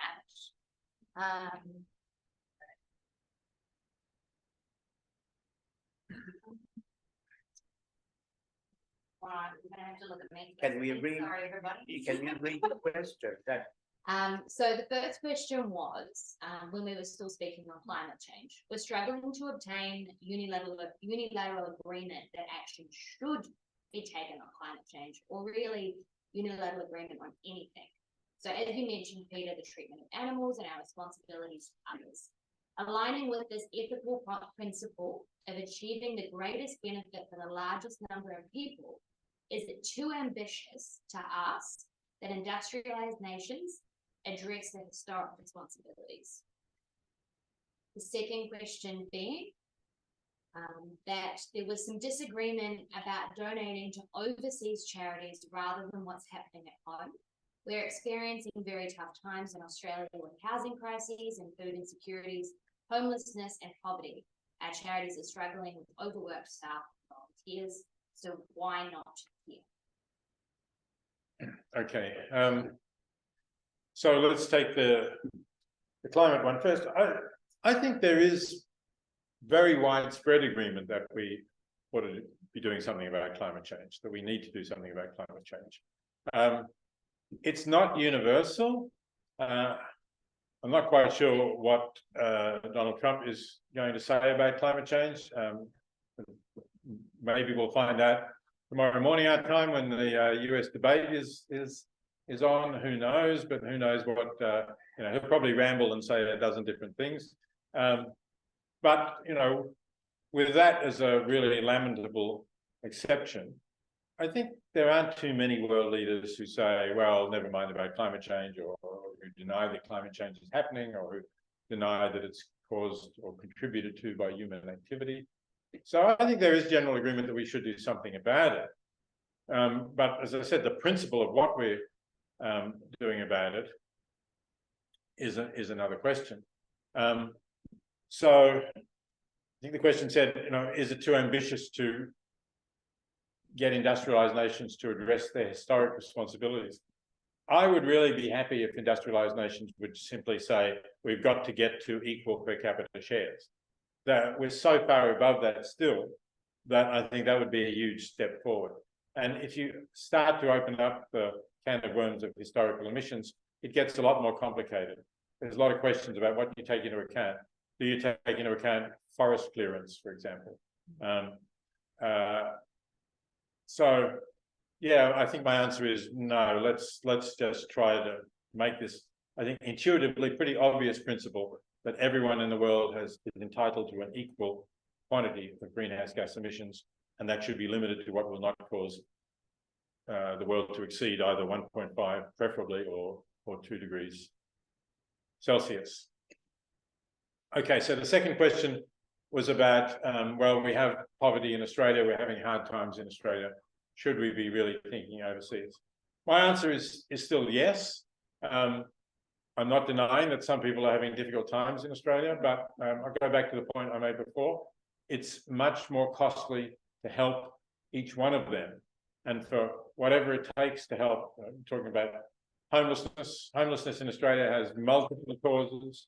And for at least some of that, the cost of trying to get people into a stable position where they can have shelter is really very high compared to the cost of saving lives, instead restoring sight, or even talk about providing shelter, providing very small cash advances. One of the organizations recommended by the Life You Can Save is called Give Directly. It simply gives money. If you donate $100, it will give $90 to very impoverished families mostly in rural East Africa, Kenya, Uganda, somewhere like that. Obviously, it has to take some for the costs of running the organization, but it's only 10%. And as little as $8 a month can make a difference to people in that situation. So again, we're talking about sums that don't really solve problems in Australia, but could solve the problems for several people elsewhere. And if we think, and we certainly, most people will be prepared to say this, that all human lives are equally important, irrespective of their nationality or their race or their ethnicity or anything like that, then shouldn't we be trying to do as much good as we can, whether it's for Australians or for people elsewhere? Okay. Case. Can I just ask if you have a question in the room, so people online here, you can just come up the front of the thing. Sure.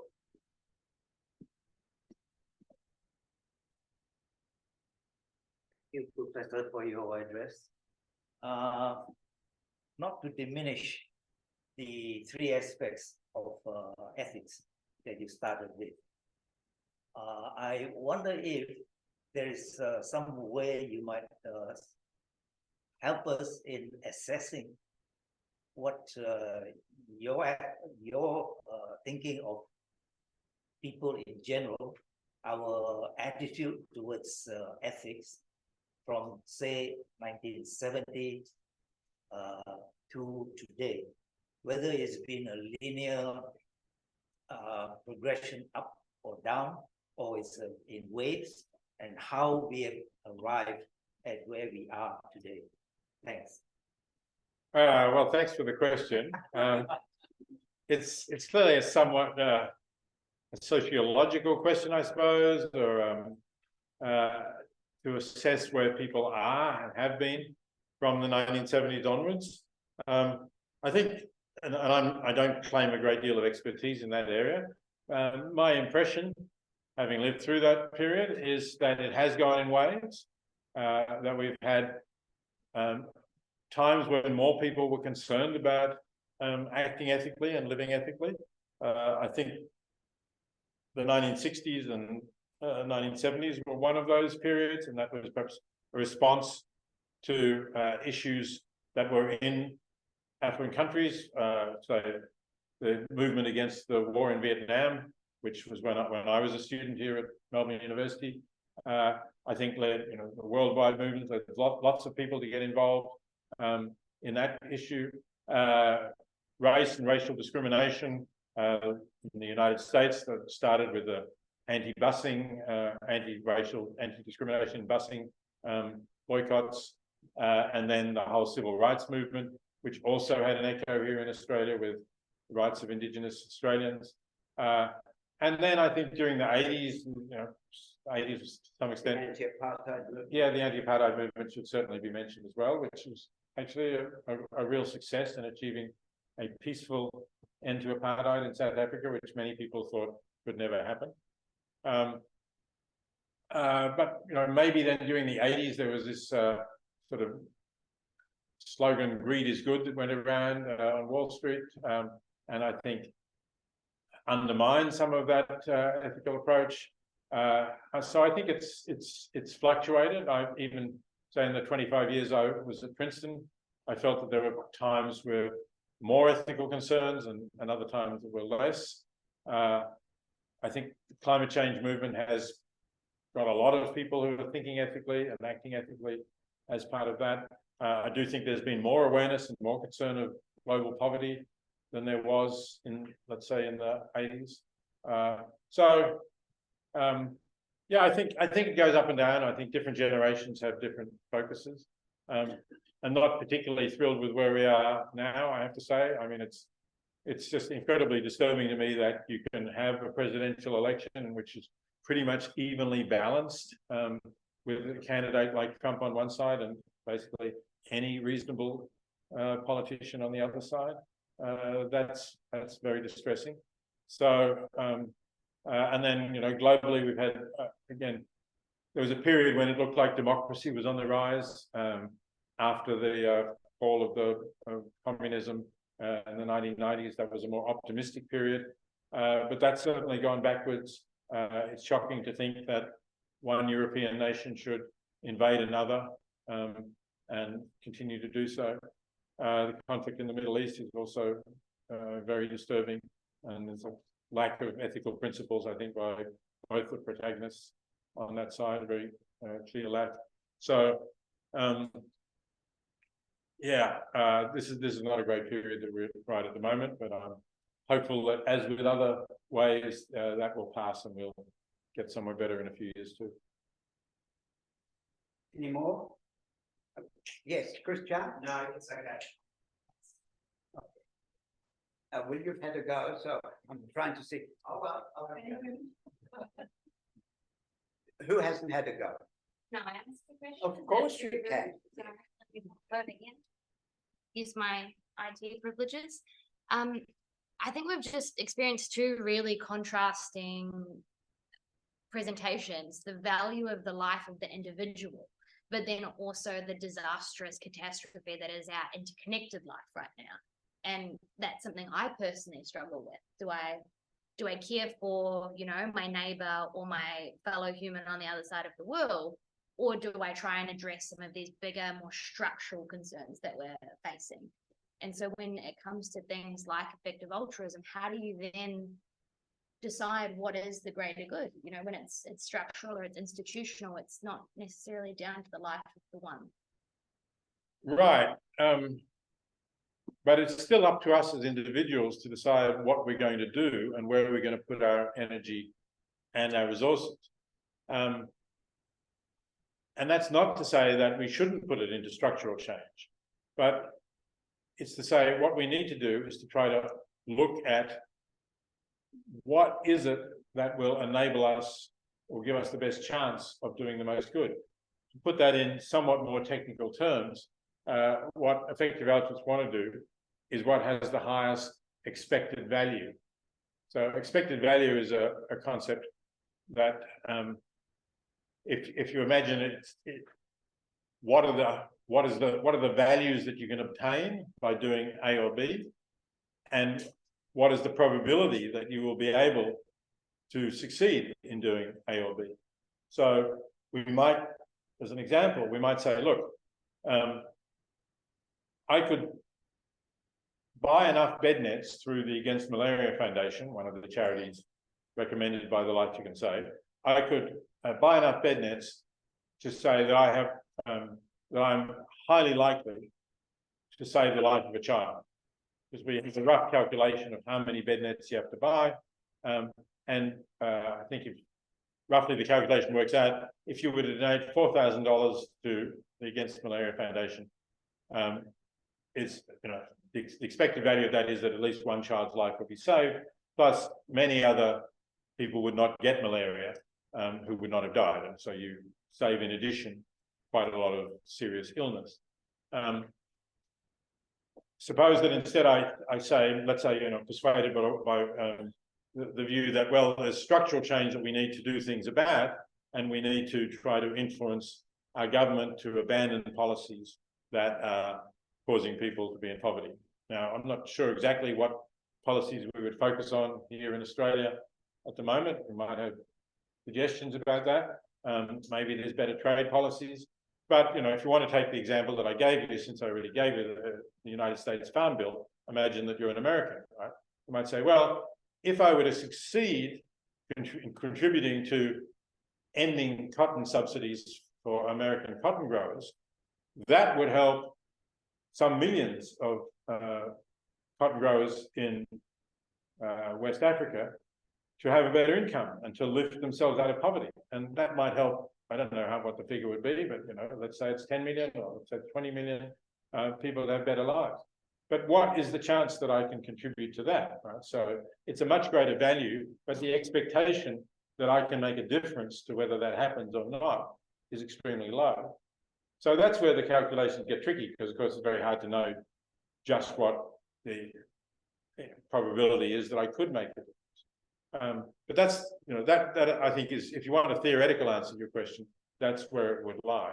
You have to try to work out how likely it is that you can make this bigger difference or contribute to that bigger difference in a significant way, as against the very high probability that you can make these small differences. And people have different tolerances to risk, you know. So some people, particularly people with a lot of money, might say, well, you know, I'd like to put a couple of $1 million towards enlightening people about the Farm Bill so that the subsidies stop. And I'm willing to lose that money. I'm willing to say, yeah, you know, it may fail. That's a reasonable bet for me. But that's because I can afford to give a couple of million and not worry too much about it. Other people might say, well, you know, it's a bit of a sacrifice for me to put aside $4,000.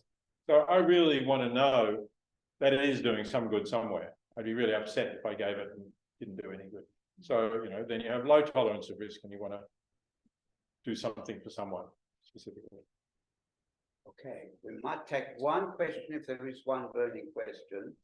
And, okay, is there another one online? Two online.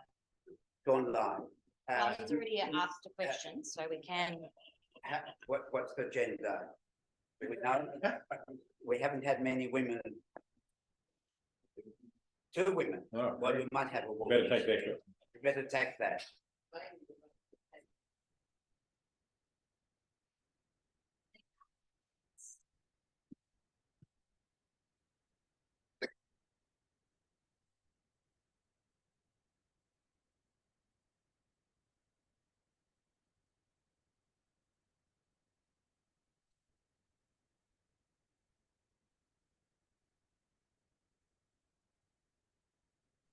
Oh, sorry, I didn't hear anything. Can you hear me? Yes. Perfect. Hi, this is Pauline from Germany, and I'm wondering, you support utilitarianism, which one could argue focuses a lot on rationality and rational arguments rather than intuition. What is your take on the importance of intuition and like the innate sense of feeling good or bad about something versus the role of rational argument in moral philosophy? Oh, thank you. Okay, so that's another big debate. One of the books, a book that I co-authored with the same Polish philosopher I'm doing the podcast I mentioned, Katarzyna de Lazari-Radek, called The Point of View of the Universe, discusses that in some depth if you want to have a look at it. Essentially, we're on the side of reason rather than intuition, which is not to say that intuitions don't play a role, but after all, our intuitions were formed through the evolutionary process that produced us. And that means that they were formed largely in small face-to-face societies, because that's what our ancestors lived in for millions of years. Millions, certainly, given that some of our ancestors were not humans, they were social mammals, great apes. So some of those intuitions, I think, are not very reliable and are likely to lead us to ignore people who we can't see, people who are on the other side of the world, because of course in those times you couldn't help anybody you can't on the other side of the world anyway, and even people you could see in the next valley might well be your enemies. So I think our intuitions were often quite narrow. Some of them, other intuitions were influenced by cultures that I think again existed in different times and maybe had different attitudes to sexuality, for example. And a lot of people had a deep intuition that same-sex relationships were wrong, and some people still have that intuition, but I think most of us have now moved away from that, and we've moved away from it, I think, by a reasoning process more than an intuitive process. So while we can't reason about every decision every moment of the day, we'd go crazy. So we do need to have some sorts of intuitions that are guidelines, and generally, often they're reliable. Somebody asks you a question, tell the truth, unless there's some particular reason to believe that they will use the truth to commit some crime or do something bad. So yeah, most of those moral rules are still acceptable, but to really find out what's right or wrong, we need more than intuition. Okay, thank you. Thanks very much, Peter. It's very refreshing to hear from someone who is so expert in his field, but at the same time, heavily engaged, not just in the debates, but also a number of initiatives over the years. And I think we draw inspiration on both counts. Thank you very much for your contribution. And we may well want to call you again in the not too distant future now that you're back in Melbourne. But thank you very much. We wish you the very best and look forward to reading more of your writings in the months and years to come. Thank you. Thanks very much.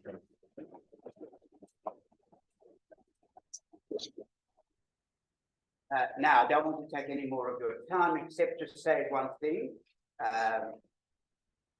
That's two things very quickly. The first is that next week, which is a slight change in what was originally advertised, we are dealing with the ethics of technological change and decision-making in relation to especially the new technologies and how that relates to human agents, the relationship between what some people have called human consciousness and machine consciousness, or at least as it's sometimes anticipated. Okay, and for that we will have, for better or for worse, another philosopher, Professor Thomas Metzinger, who is one of the leading experts on human consciousness, and as it turns out, was also a leading advisor to the European Commission about questions to do with technological innovation and artificial intelligence in particular. So we're looking forward to that, and there'll be much else to do. So don't forget that there will be probably some more suggested readings between now and next week. If you can spare an hour or two to do a little bit of reading to inform the conversations we can have, that would be excellent. And please, since we have still another 5 sessions, I would call on each one of you to the extent you can to be the ambassador for the series. New people are most welcome to join us if they're so inclined. So look forward to seeing you next time, and don't forget some of the issues we've raised and to bring them back with your reflections. Thank you.